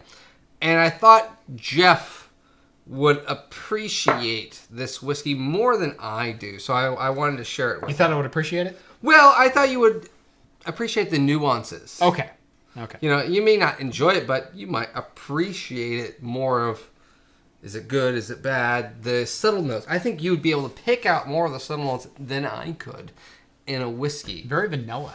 It is the interesting thing about this Metallica Blackened whiskey is it is a blended whiskey, but what they did was every batch, they agitated each barrel with a playlist of Metallica music, basically putting all the low end and cranked the low end up. So it's very bassy and vibrated all the barrels. Yeah. With a particular frequency. And actually the cool thing is each batch, they give you the playlist of every music. So they state that technically every batch could be different. So it's Metallica Blackened 82.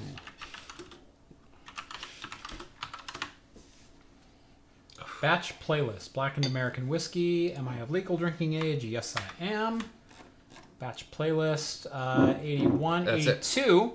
The playlist for this particular bottle was The Ecstasy of Gold, Of Wolf and Men, Seek and Destroy, Fade to Black, Hardwired, Orion, Fuel, and The Unforgiven 2. You know, it's so funny because Mike actually made a joke about it being Unforgiven 2. And this playlist is selected by James Hetfield. Nice. So it's a 45 proof. Or 45%, 90 proof. 90 proof. Smelling out of the bottle, I got a little bit of a vanilla note to it. Not nearly as harsh as I was kind of expecting. Smelling out of a Glencairn, it smells much more young to me. It's a harsher. You get a little bit of that sour mash smell.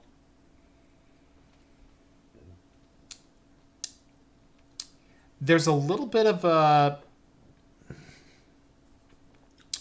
Not really a sour apple, but I'm trying to think of what apple that is. There's an apple smell to it, but it's not like a Granny Smith. Like a Pink Lady like, or like a Gala or a... a sweeter apple. It's a sweeter apple. And it's actually mixing with that vanilla quite nicely.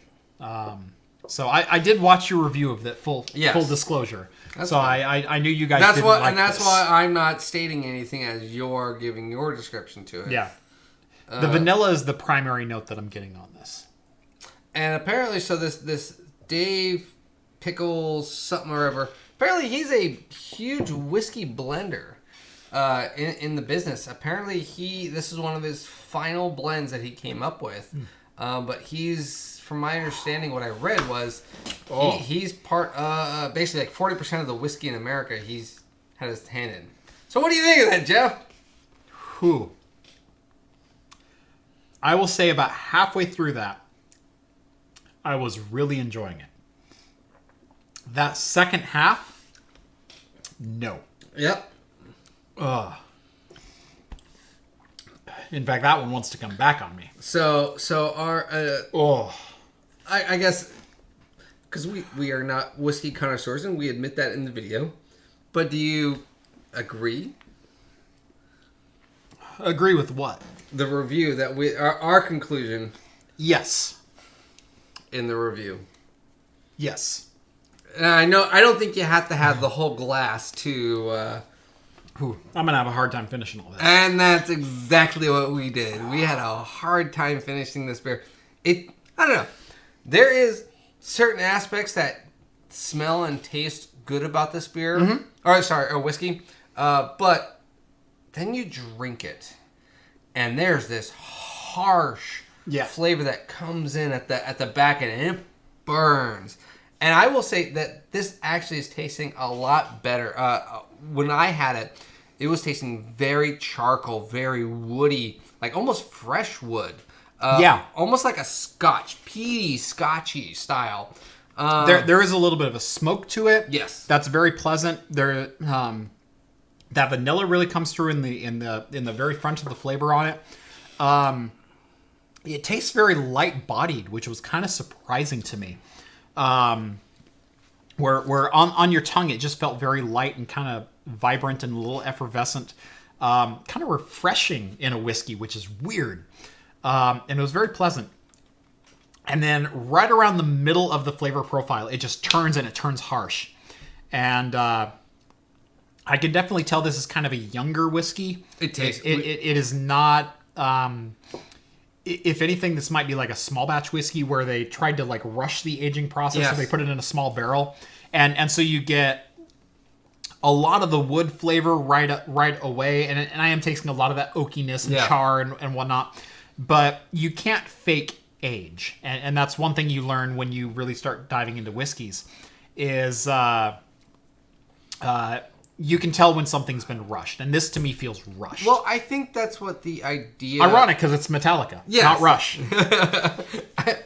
I think that's what this idea was, of the agitation, is to rush the process. And that's another way. Or putting wood staves inside of the barrel as well, infusing more of that wood into it. Because there was... I remember reading, when I was researching this, research of old whiskey makers or alcohol... They would put it on boats and ship it. Mm-hmm. And they would only have to be in the boat for a year because it jostled so much and it agitated the whiskey so much. Whereas with this, they're agitating with sound. Right. And I don't know. The playlist is only going to be like 2 hours long. So I don't know how long the agitation. Did they play that playlist over and over again for 4 years? I highly doubt it. Yeah. You know. It is interesting. So. There's something here, but it needed more time in a bigger barrel. No. Is what I would say. Yeah, and I was thinking, it was like, if I hold on to this bottle for another 5-6 years. It's not going to age very well in the bottle, though. No, I think it might get a little smoother. It could, but it would take 5, 6, 7 years in a bottle. Yes. Whereas if they would have left it another year in wood... It would have been fine. No, because I think it would have been sweeter Yeah. And the sweetness would... now, Steve was thinking that maybe... It would have been mellower on the back end Yeah. as well, because the longer you stay in the barrel, the mellower you are on the back end. You don't have that hard wood turn. Yeah. This gives me the Jack shakes. If you've ever shot Jack Daniels, you know what I'm talking about, where you take a shot of Jack and you go... Yeah. That's the Jack shake, and that's what this Yes. is. This is definitely not a mixing whiskey. No. Now Steve was thinking that maybe this would be better with a little bit of ice or some water. I don't agree with that. I don't think cold is going to solve this. You'll experience different things, but you're not going to experience better things, and that turn is not going to change. No. And that's where I have the really hard opinion of this. This is just not a very good whiskey. It's sweet up front, and I taste what they were trying to go for, but they didn't spend enough time with it. Yeah, which is funny. I actually watched a lot of reviews on this whiskey, and people... I only watched yours. Professional... Well, actually, it's very funny. Even the whiskey reviewers that you like reviewed this. They liked it. Did they? They did because... but I found their reasoning flawed, because they were like, well, it's not what it states to be, but it is similar to a very peaty Scotch. So it's good. I was like, no. It's like, they were like, it's a Scotch whiskey. But like, but it doesn't state it's Scotch whiskey. So it's not what it's... Well, they can't. Yeah. What this is a blend of straight whiskeys. So they took a variety of straight whiskeys and blended them together, and then they finished them in brandy casks. Now, they cannot call this a bourbon, because this is probably mixed with American bourbons, because they finished it in something. As soon as you finish a barrel in something else and you state that you're finishing it, you cannot state an age, and you cannot state what type of whiskey it is. Yeah. This tastes like a blended American whiskey to me. It doesn't have a lot of the corn and the sweetness. I mean, it's a sweet whiskey, but it doesn't have that bourbony sweetness to it. The upfront is sweet, but then right. immediately it drops away and there's this harshness. Right. You can tell it's an American whiskey with a little bit of smoke to it. But again, I think they probably small batched this and they just tried to rush the aging process. And it is what it is. I will say, out of some of the other band-related alcohols, this is still a bit better. Although that Captain Kirk and James T. Kirk and even the vodka, the 10-4 vodka, Star Trek stuff, those have been phenomenal so far. So as far as sci-fi themed stuff, that seems to be hitting on point. And I may or may not have a Montgomery Scotch on the way. Oh my gosh, that's going to be fantastic. So I guess it's supposed to be a 12-year Scotch. Oh, so I'm looking forward to that.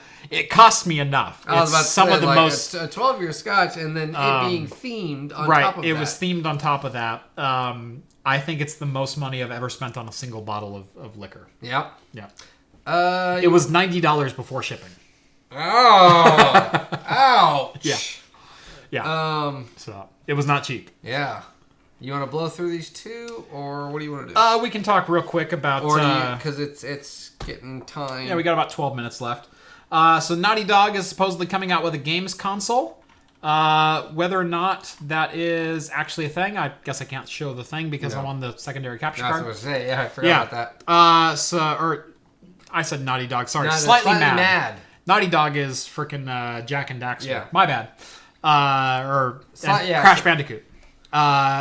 Slightly Mad is the developer behind... Were they involved in Borderlands? No, they did the racing stuff. Car Simulator 2. Oh, that's right. Speed. Project Cars. Project Cars, Need for Speed Shift. Yeah. Those guys, sorry. Really good racing simulators. Yep. Which I will have a racing sim video coming on the channel shortly. But the cool thing, you know what I really liked about what they were saying about this console was it's going to be VR oriented. Yes. I actually really like that of a console that could potentially be like, hey, you don't have a computer to run VR. Well, here's a console that's essentially meant to run VR, which is kind of like your budget VR video. Mm-hmm. So if there's a console for the $399 price range and hopefully it comes with a goggle, maybe $4.99, and it comes with a goggle set, Windows Mixed Reality, which is I'm probably going to be betting it's around that concept of glassware or eyewear. I think that could be a really cool price and a really cool thing into the mass production of virtual reality versus the phone aspect, which constantly makes people dizzy and sick and vomit and everything like that. So if this is something like that, I really hope it's where games that we can play on the PC will be available for this so-called console. Maybe kind of like an Xbox where it's Windows-based, a lot of games. Maybe this console will be Steam or can have a Steam downloadable content. Or even Windows Mixed Reality content, who knows. But I really hope it's not its own platform. That would be horrible. I think that would kill it. But, and then, speaking... That's what I get for typing while I'm trying to listen to John. Skull says racing sim soon, trademark, and so I said soom. and of course Skull corrected me on the alt key to do the trademark symbol, so I said shut up. And of course I also misspelled soom. Oh, I thought you meant to say zoom. Soom. Yeah. Fantech or Thrustmaster? Ooh, that's a good question. I do have some Thrustmaster gear.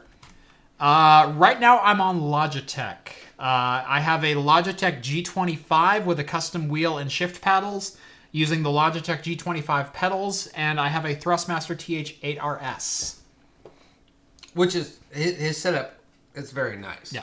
It was very, I can attest to that for at least 2 years. It is still a belt-driven setup. I would love to move to a solid shaft setup in the future.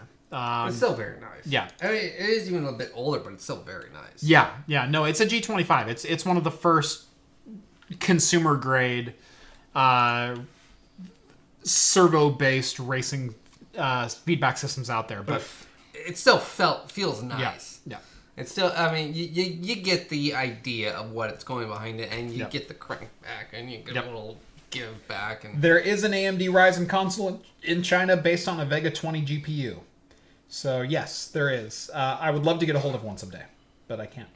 So, I believe, actually, Linus Tech Tips just did a video on one, on a Vega GPU with that was powered by HBM memory. So, check that out. Am I in the original encoder with the G25? Yes, I am. This is an original G25 bought brand new at retail. So yes. I wish there was something... There's some redeeming qualities about this. The vanilla taste is exquisite. I love the vanilla smell and the vanilla taste that I get out of this. I wish I was getting a little bit more caramel. I wish it wasn't so harsh on the back end. There's just such a huge harshness to it. It almost makes me... So, when you have a really nice scotch or whiskey, you're like, I kind of want to smoke with this. There's almost like a toffee smell to it as well. This to me is like, I'm already smoking with this. Right. And I don't have to have that. Yep. So, which is half the fun. Right. So I'm missing... I usually double fist. Yeah, so I'm missing half the fun, but somehow the flavor is still in my mouth. Yeah. Of both. And is that a redeeming quality? No. Yeah. This isn't a scotch. I'm not looking for peatiness. I'm not looking for this, for that. Yeah. I think if the woodiness... And this isn't peat. This isn't a smoked peat. It's a smoky flavor, but it's a charred smoke flavor. Yes. It's not an Irish or a Scottish peat. No. I don't know. I still smell a bit of youngness in this. I still get a bit of burn in my nostrils. And then, there is some weird smokiness at the back end and burniness that between the combination of those two, that's what happens. I just don't like it. There is a sweetness quick at the beginning. Right up front. And it's very pleasant. Very pleasant. But then it just goes away. And right there, I got a lot of sour note at the back end of that one. So, And it's because I didn't drink it right. But that was very unpleasant. Yeah. Ah. Yeah. So, I had a little experiment I wanted to do. And we'll probably finish with this. Okay. Whew. That was, I'm going to get a different glass. Yeah. Oh my God. So this is a $12 whiskey. And I'm kind of curious to see which one's better. Because, John, how much was this bottle? It's about 45. $45. Already, the nose, much more pleasant. Oh gosh, that's sweet vanilla. That's Right. apple pie Yeah. crust. This is Evan Williams Bottled and Bond 100 proof. This is not, in my book, a good whiskey. So It's a decent whiskey, and it's a good cocktail whiskey. And it is Kentucky straight. It's one barrel into the bottle. 100. This is 90 proof. 100 proof. Right. So that's stronger. And I'm going to pour just a little bit of this. we don't need a whole lot. Yeah. Because I want to try a couple different ones. I want to try this, and I want to try Seagram's. You know, I bet Seagram's is going to be better. Seagram's is good. I enjoy Seagram's straight. All right, so this nose is already So much better. And again, this is 10 proof up on this one. This is so much smoother. I don't get this. I mean, there's a bit of a harshness, but I don't get as nearly as much harshness. Right. The thing with Kentucky straight bourbon, it has to be aged a minimum of 4 years to be called Kentucky bourbon. Or to be called bourbon in the United States. There's some pretty stringent rules on what you can and cannot call a bourbon. So this has been aged at least 4 years. Because this is just a blend of straight whiskeys, this can be literally any American whiskey. And in fact, this was bottled by a Sweet Amber Distilling Company of Shoreham, Vermont. So this is an American whiskey. They're not calling it a bourbon, likely because it's not aged 4 years. No. So, You know, though, there's... Interesting. The beginning flavor is not as good. That initial sweetness. But there's no smokiness to it. There's a bit more of a burn, and I think it's the 10%. it's the 10%. It's, yeah. you know, or the 10 proof, the extra 10 proof. But I will say that burn is much more pleasant. It's a harsher burn, but there's none of the weird flavor profile that comes with that.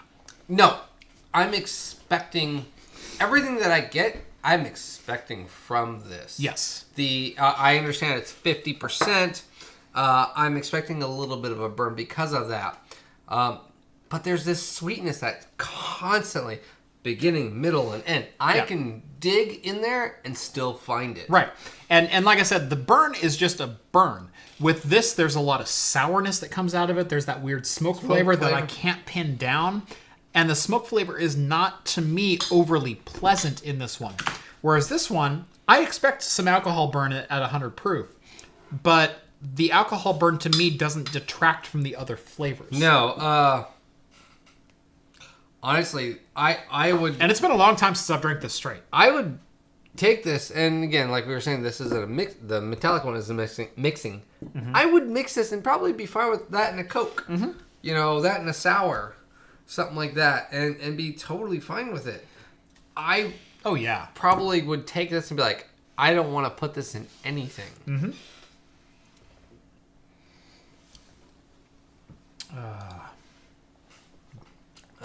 That's actually rather pleasant. I would drink that. At $12? Yeah, for $12. Yeah. So how many bottles could I buy of this? How much alcohol could I have? Almost 5. Yeah. Because that's $60. Gosh.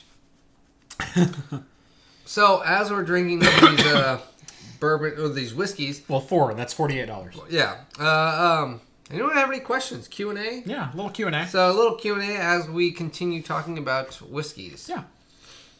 So we didn't get to the last article, but it's essentially a Windows Mixed Reality is going to be getting an upgrade. Yep, going to go to HP has a new headset in the works. That's going to be 2160 by 2160 per eye. Release time, third quarter of 2019. Yep. My favorite part of this article was the confusion of it's 60 psi. Oh no! 60 per eye. Wait, wait a second. It's 120. It's 120. Yeah. Like, oh, okay. But no, I'm actually pretty excited about that. Yep. I really hope with the Windows Mixed Reality, the price points on most of their headsets have always been very fair, very easy, and very easy to install. Yep. Let's see. I tried Crown Royal last week and thought it was all right. Am I a boor? No. Canadian whiskey is very much different from American whiskeys, from bourbons and ryes. Sweeter. It's much, much sweeter. Quite honestly, Crown Royal is pretty good. Crown Royal I attribute more to a shooting whiskey than I do to a sipping whiskey or a mixing whiskey. There's some things you can mix it with, but for me, the flavor profile is more attributed to take a shot and you're done. Crown Royal, I like Crown and Coke. Crown and Coke is good. Crown and Coke, just because the sweetness. Now, Crown and, say, a sour or an old-fashioned, I don't like. Because it's much more caramely. Yeah, it just doesn't work. Yeah. But the caramel notes play well with the Coke flavor. Yeah. I like that. But, yes, I do agree with Jeff. It is one of... It would be for me, it's a fast sipper. Yes. I wouldn't call it maybe shooting, but I would three good sips, and I'd probably be done with it. Yep. Are we that far behind? Are we? Wow, we are that far behind. What in the world? I was like, wow, that's...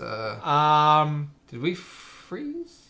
On my YouTube view that I'm watching, I'm just now opening this bottle. I'm going to refresh and see if we really are that far behind.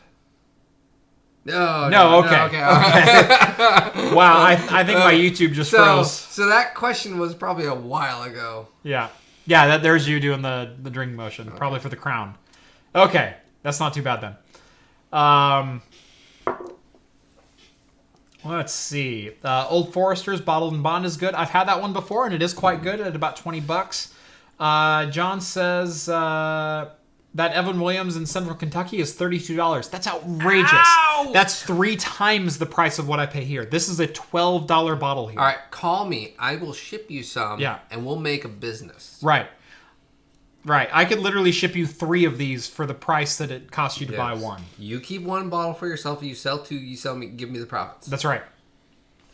Am I a fan of the Assassin's Creed series? I was up until about number 4.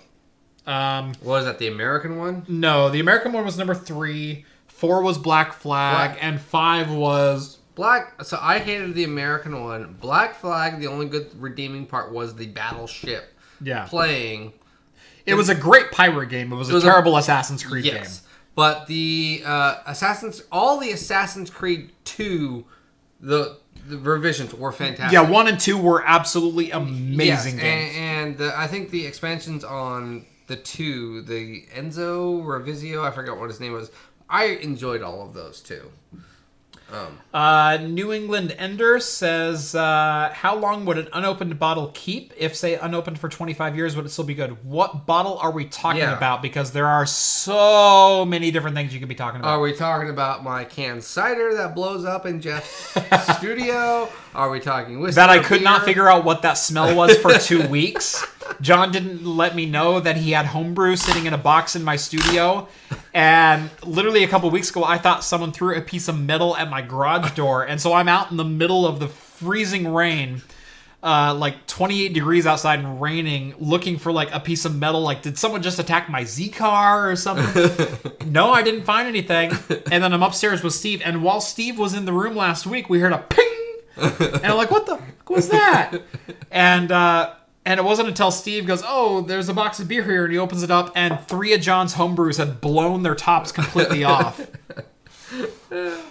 It was meant for a fellow Patreon, but yeah. So we won't be sending you those, and unfortunately, a couple of beers might have gotten lost. There was one pretty major casualty. Yeah, there was a really nice bourbon barrel aged beer that got lost in that. Yeah, that your beer took out. And my beer took out the crossfire. So funny. Anyway, as far as like beers go, you can age dark beers. You shouldn't age light beers. Essentially, Anything in the double digits, you're probably fine to age for up to 5 years. Anything with hops in it, you probably don't want to age that too long. Correct. IPAs, blah, blah, blah. Right. As far as whiskeys, if a whiskey is over 25% full, so if this whiskey right here I was leaving on my shelf, it's good for 10 years. Yeah. If this whiskey right here I was leaving on my shelf, this I probably need to drink pretty quickly because the concentration of air in here is going to start to leach out all of this. It's going to start to go sour and whatnot. So once your bottle hits about 20%, finish it, buy a new one. As long as you're about 50% or higher, you're probably good to leave it on the shelf as long as it's not exposed to high amounts of light and whatnot, because a lot of these are clear bottles and light does kill whiskeys as long as there's air to mix in there. Yeah. Same thing with vodka, same thing with tequilas, same thing almost with, anything, with most spirits. Yeah, with most spirits, UV, heat, and light, light and oxygen. Right. Do not mix well with liquids. No matter how high proof they are, there will be an off-putting flavor. But if you do have just some cabinet sitting in the back, in your basement, in your kitchen, something like that, prefer not the garage again because your garage is probably not insulated. Dude, what? Ooh. That's a 12-year Scotch whiskey. Yes, it is. This is Dewar's 12-year Scotch. Now, John, how much do you think I paid for this? Probably more than this. This was $32. Really? Yep. I was going to say 60. Yep. So I told John I want to make a couple of comparisons to this because there are some Scotch notes in here, and they did bring that out in his review. There's some smokiness to it. There's some other notes that are present there. I wanted to take what I thought would be an equivalent whiskey, and I can say I think this was an equivalent whiskey to this as far as quality. And in fact, I would probably take the bottle and bond over the Metallica. Yeah. No, I would. Complexity, this gets it. Right. As far as drinkability, mixability, all around usefulness, Evan Williams takes it. Right. Yeah. I liked some of the notes in here. The problem is the negatives outweigh the positives in this whiskey. Yeah. In my opinion. So this is Dewar's 12-year. Now Dewar's is a pretty budget Scotch. It's not overly expensive. You can get a bottle for about $20. This is Dewar's 12-year. This was about $32 at my local shop. So now we're comparing Scotch against an American blended. This actually has similar aromatics to this, though. It's a very smooth aromatic with none of the alcohol burn on top. See, I get a vanilla like you were getting for this. Very vanilla, but a different flavor of vanilla. Yes, but there is a vanilla. And so smooth. Well, that's interesting. Yes, it is very smooth. Mm-hmm. So. What's weird about the whiskey? There are characteristics that I can taste of this. This was a little sweeter at the front end. Yes, it was. This is so much smoother, though. Yeah. This has no burn. Yes, no. You still get some smokiness and some of that sweet, rich, savory vanilla, but it's a little bit darker vanilla, I would say, in this than it is in this. Yes, this doesn't have the body that this one has. No, this is very light bodied. But yeah, this is so much easier to drink. Mm-hmm. This almost tastes like a watered down version of this, but smoother. I don't know. It's weird. There are similar characteristics, but this, for the price point is like, this is $32. This is one of my favorite go-to. I just want to drink a Scotch and I don't want to pay a hell of a lot of money. This is solid. No, yeah, this is solid. There's just enough sweetness. There's just enough smokiness, peatiness. I could drink this straight and be happy. I don't have to do anything to this. Mm-hmm. I don't have to put drops of water, ice, cool it down, chill it. I don't have to do anything. And it doesn't ask anything of you. No, it really doesn't. I don't have to smoke anything. I don't have to... I can enjoy this with something or without something. Right. Although, I think a good piece of meat would go really good with this. Whenever I have steak, I break this out. Say like a good steak. Yeah. And I've got some good whiskeys in there. And then a good, and this is still a good half glass of this. Yep. And steak and some potatoes would be good. Yep. So Good stuff. Bullet Rye and Michter's Straight Rye are strong opinions. I do really like Bullet Rye. Michter's, I've had a couple of times. I prefer the Bullet to the Michter's. Bullet 95 is amazingly good for the price point. I did not like the Bullet Bourbon 95. I am not a fan of that flavor profile. Whatever they did there, I don't like it. But their rye is amazingly good. It does sound almost as good as Canadian Mist blended whiskey. Steve, that's hilarious. Ugh. Yes, it's just as good and just as cheap. We were talking to Metallica, right? Yeah, totally. Oh yeah, totally. Obviously, the most expensive whiskey on the table here. I know how is it that the most expensive thing tasted the worst? Yep. Again, it's branding and whoever. It's branding. It's a lot of branding, and it's the and there's something to be said behind the marketing of some whiskeys. You know, I mean, this was. I mean, it's got the sound waves on the front of it. It was blaring Metallica for however long it was aged, even though they can't make an age statement on it. Yeah, legally. I know, it's stupid. But you should put Metallica Whiskey on your title. Get a lot more views. Yeah, because there's actually this is a brand new whiskey, and very few people have gotten a hold of it. I might rename this one. I don't do that often with Talking Heads. In fact, I don't think I've ever renamed a Talking Heads, but I might do that. So maybe do the research first before you do it tonight. But as far as I know, there's maybe only 4 or 5 people that have actually reviewed this whiskey on a show. And I'm one of the 5. So. Oh, that's so smooth. Unlike the American whiskeys, the bourbons and whatnot, this doesn't have any kind of a sour note to it. A lot of times with American bourbons, you'll have that real sweet corn, but you can get some sour noses to it. The Elijah Craig is famous for a sour apple nose on it. Same with like a Sazerac rye or a Billet rye. You can get a little bit more of a sour mash nose and some flavors to it. They're not predominant, but they're there. There's a sweet with a sour.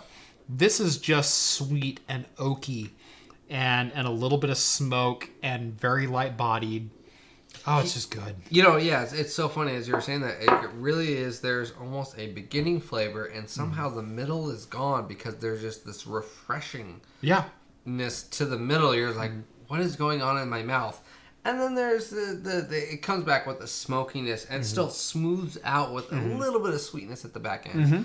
And it's really nice. For $32 for 12 years. Yeah. That's a really good scotch. And just a little bit of heat and smoke at the back end. Yeah, there's to remind you that you're drinking a scotch. Now again, if you're looking for that peaty scotch, this is not. No, this is not a heavy peat This scotch. is not a heavy peaty scotch. This is, I think, a great introduction to scotch. Yes. If you are looking to be like, hey, start being a scotch guy, this is a good. This is a great intro, and like I told John, it doesn't ask anything of you, but it really allows you to explore what the flavors in scotch are supposed to be. Yeah, and I bet anyone that's interested in whiskeys and bourbons and they drank this, they'd be like, "Yep, oh, I taste the complexities and the smoothness," and they'd really enjoy it. Yeah, Scott says bourbons are aged in new barrels, and that's correct. To be a bourbon in the United States, you have to be aged in new American oak. So an unused American oak barrel that is charred on the inside. Now, your char can vary depending on what kind of barrel you want, and there's different char levels, and there's different construction methods for the barrels and whatnot. But yeah, to be a bourbon, you have to be aged in new American oak. American whiskeys can be aged in whatever. You can still be called a whiskey, but you're now an American whiskey if you're aged in a used barrel. Yeah. To be a scotch, you have to be, number 1, made in Scotland. And number 2, you have to be aged in a used barrel. So oftentimes what happens is bourbon makers will age whiskey in brand new American oak barrels. They will sell them to Scotland because now they're used, and Scotland will age their scotch in used American oak barrels. Yep. That's where your Scotch kind of is almost a bit better than your whiskeys and bourbon. We're done with the flavor profile of that. We'll give this one back to the Scotch. Yeah. I'm kidding. I love you both. I don't care. I just want ABV in the title. Speaking of tech, Jeff, have you read about the Apple MacBook Pro FlexGate issue? I haven't, but it doesn't surprise me. FlexGate issue? FlexGate. You know, I'm not even familiar with... I was like, are they getting into... What is that? Flex Everything has to be named Gate. Is it the Flex screens? FlexGate, the design flaw behind Apple's MacBook Pro stage light effect. Hold on. Mm-hmm. This is new. I've never heard Touch bar generation. Latest issue is cropped up as FlexGate. The display cables flex and is prone to fatigue and failure, leading to a host of display problems that can't easily or cheaply be fixed. So is it just because the monitor constantly folds and it wears out? It's because the laptop itself is too thin. The aluminum isn't allowing it to flex in a predictable way. And you can see these display cables are very short on the monitor itself. And so I'm assuming these cables are getting fatigued. And of course, Apple wants probably $1,100 to... Oh no, effectively turning a $600 problem into a $600 disaster. So yeah, they want $600 to replace a ribbon cable. Yeah. It's a fucking ribbon cable. Are you kidding me? Yeah. Apple designed the cables as part of the display so they cannot be replaced. This means that if the cables fail, the entire display unit needs to be replaced. And again, it's because Apple wanted to shave a 0.5 millimeter off it, so they fused the display together and integrated and soldered the cables to the back of the display. So now instead of a ribbon cable, you're replacing an entire LCD display. Yeah, awesome. That's fucking bullshit. Just gonna say it. That's the whiskey. That's the Metallica talking. That's right. When I've had like 4 of these, I have no filter. Yeah. So. But we're late enough in the show. No kids are watching. I was going to say you're only on 3. Although apparently we're waking up in Ireland. Good morning, born Irish guy. Just saw it on iFixit on the YouTube channel. Yeah, I haven't watched any of the latest Apple stuff. Yeah, that's the first I've ever even heard of it. Yeah. $65 for O-Band. It's a great mix of Highland and Speyside. That sounds amazing. I might have to try that. If I weren't 4 beers in, I'd get myself another pour of Bunabobben. But I have no palate for the goodness right now. I appreciate you not wasting good scotch on your numb tongue. Oh, I will say though, comparably fast drinking these 3, my tongue is getting a little... It's getting a little numb. It's getting a little numb. It's getting this one does it to you. Yeah, it was this one numbs your tongue pretty quick. Yeah, the sides of my tongue are getting it. I was like thinking, man, on the drive home, should I go buy something to salivate my glands again? Yeah. Yep. Anyway, I think that's going to do it for a show. I think it's been a good one. Other than the 2 times we crashed. Yeah, then the 2 times OBS crashed and possibly me losing a $180 capture card. I'm sure you can find a sponsor to give you one. Sometimes maybe. I'm getting some sponsorships. They're not there yet. Ah, we'll get there. Yep. Numb tongue. And that's the icon. That's right. Numb tongue. That's that. Romulans. You're welcome. Yeah, that was bad. You haven't watched the new Star Trek, have you? Discovery? Yeah. No. Oh my god, that was so bad. Was it? So quick. Give me 30 seconds. I'll give you 30 seconds. I'll give you 30 seconds. So the first season, there was a whole dispute of the horrible Klingon. Yeah, the sparkly Klingons. Right? So there was such a big outcry that they're like, okay, we're going to redo their makeup for season 2. Yeah. And their idea was, it was just an off comment. So I guess the Klingons are growing their hair back after the war. That's all it was. And so now we have Klingons with hair again. And because in the first season, they were all bald and sparkly. It's like, Oh, no. That was just because the tribes were all split up. Now that we're all back together, yeah, we started growing our hair back, and somehow the glitter all went away. I will say I do follow Mary the Chief on Twitter, who's gosh, what is her name on? She's the Klingon B'Elanna? Empress. No. Oh, yeah. Okay. She's called Mary the Chief on Twitter, but she's starts with a K, whatever. So she's the Klingon Empress in Star Trek Discovery, and she's a funny follow on there. She's done they do a horrible job on her makeup, and the makeup is terrible. It's horrible. She's a very attractive young woman, and what they do to her on camera is criminal. It's horrible. But yeah, she's still glittery. Yeah. Unfortunately, she is still glittery. All the other Klingons they showed in the third episode were brownish, dark-skinned, Worf-esque style. Mm-hmm. A bit longer, elongated head, and they still had the long hands with the long finger to where they had to do the. It was almost like one of those girls with the long fingernails. Thank you for calling AT&T. Yeah. I'll be your representative today. So you're like, there's no way they can grip anything with that because their nails are so long. And the batleth is gone. I was like, that what? Yeah, because so they had a scene in the third episode where they had to fight. There was a bunch of hand-to-hand combat with Klingons How could they get rid of this? Bladed weapons. How? They got rid of. It's a re-innovation of it, and it looks horrible. It looks nothing like it. But at least we have hair. We got hair back. It's the sword of Kalis. I know it goes back 150,000 years. Oh, God. Yeah, and they don't even mention Kalis. They're the followers of some other Klingon. That's disgusting. And maybe that's their reasoning behind it. But, again, it's only 10 years difference. Yeah. So I can't wait for their explanation of the mutation where they all come to humans. Yeah. Where Worf will say, we don't talk about it. Yeah.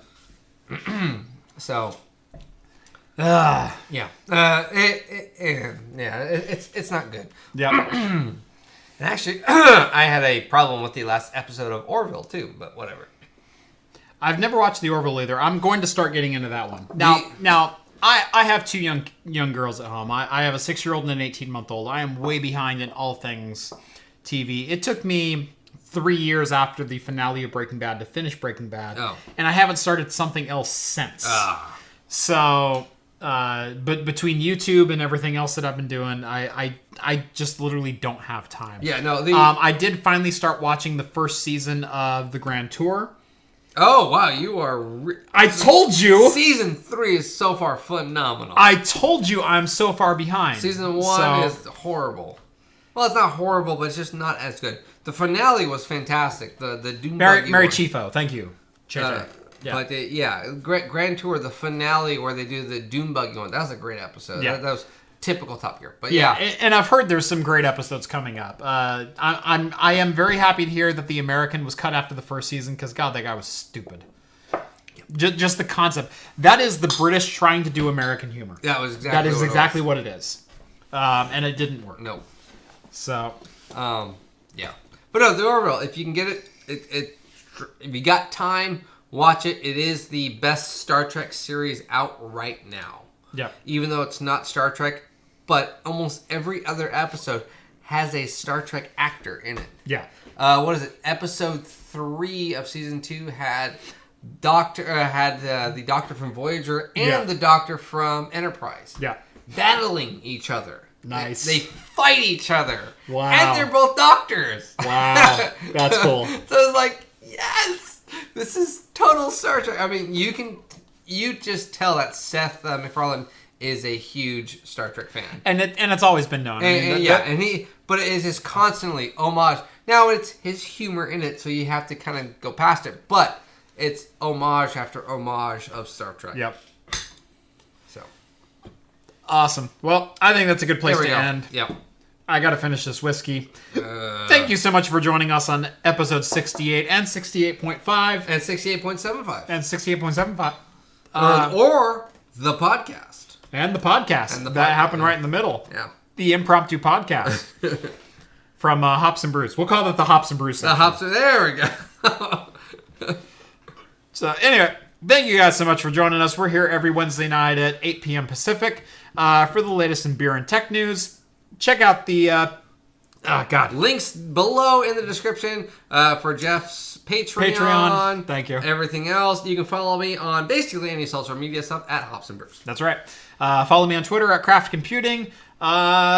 And that's about it. If you have any random beers or whatnot you want us to try on the show, I have a P.O. box down there as well. So if you say oh dude, I'm from Indiana and we have the greatest craft beer ever and I want you guys to try it, send me a bottle. We'll open it on channel. Yep. Not a problem. Or Jeff will review it while he's doing one of his videos. That's right. So love doing that. Love the interaction.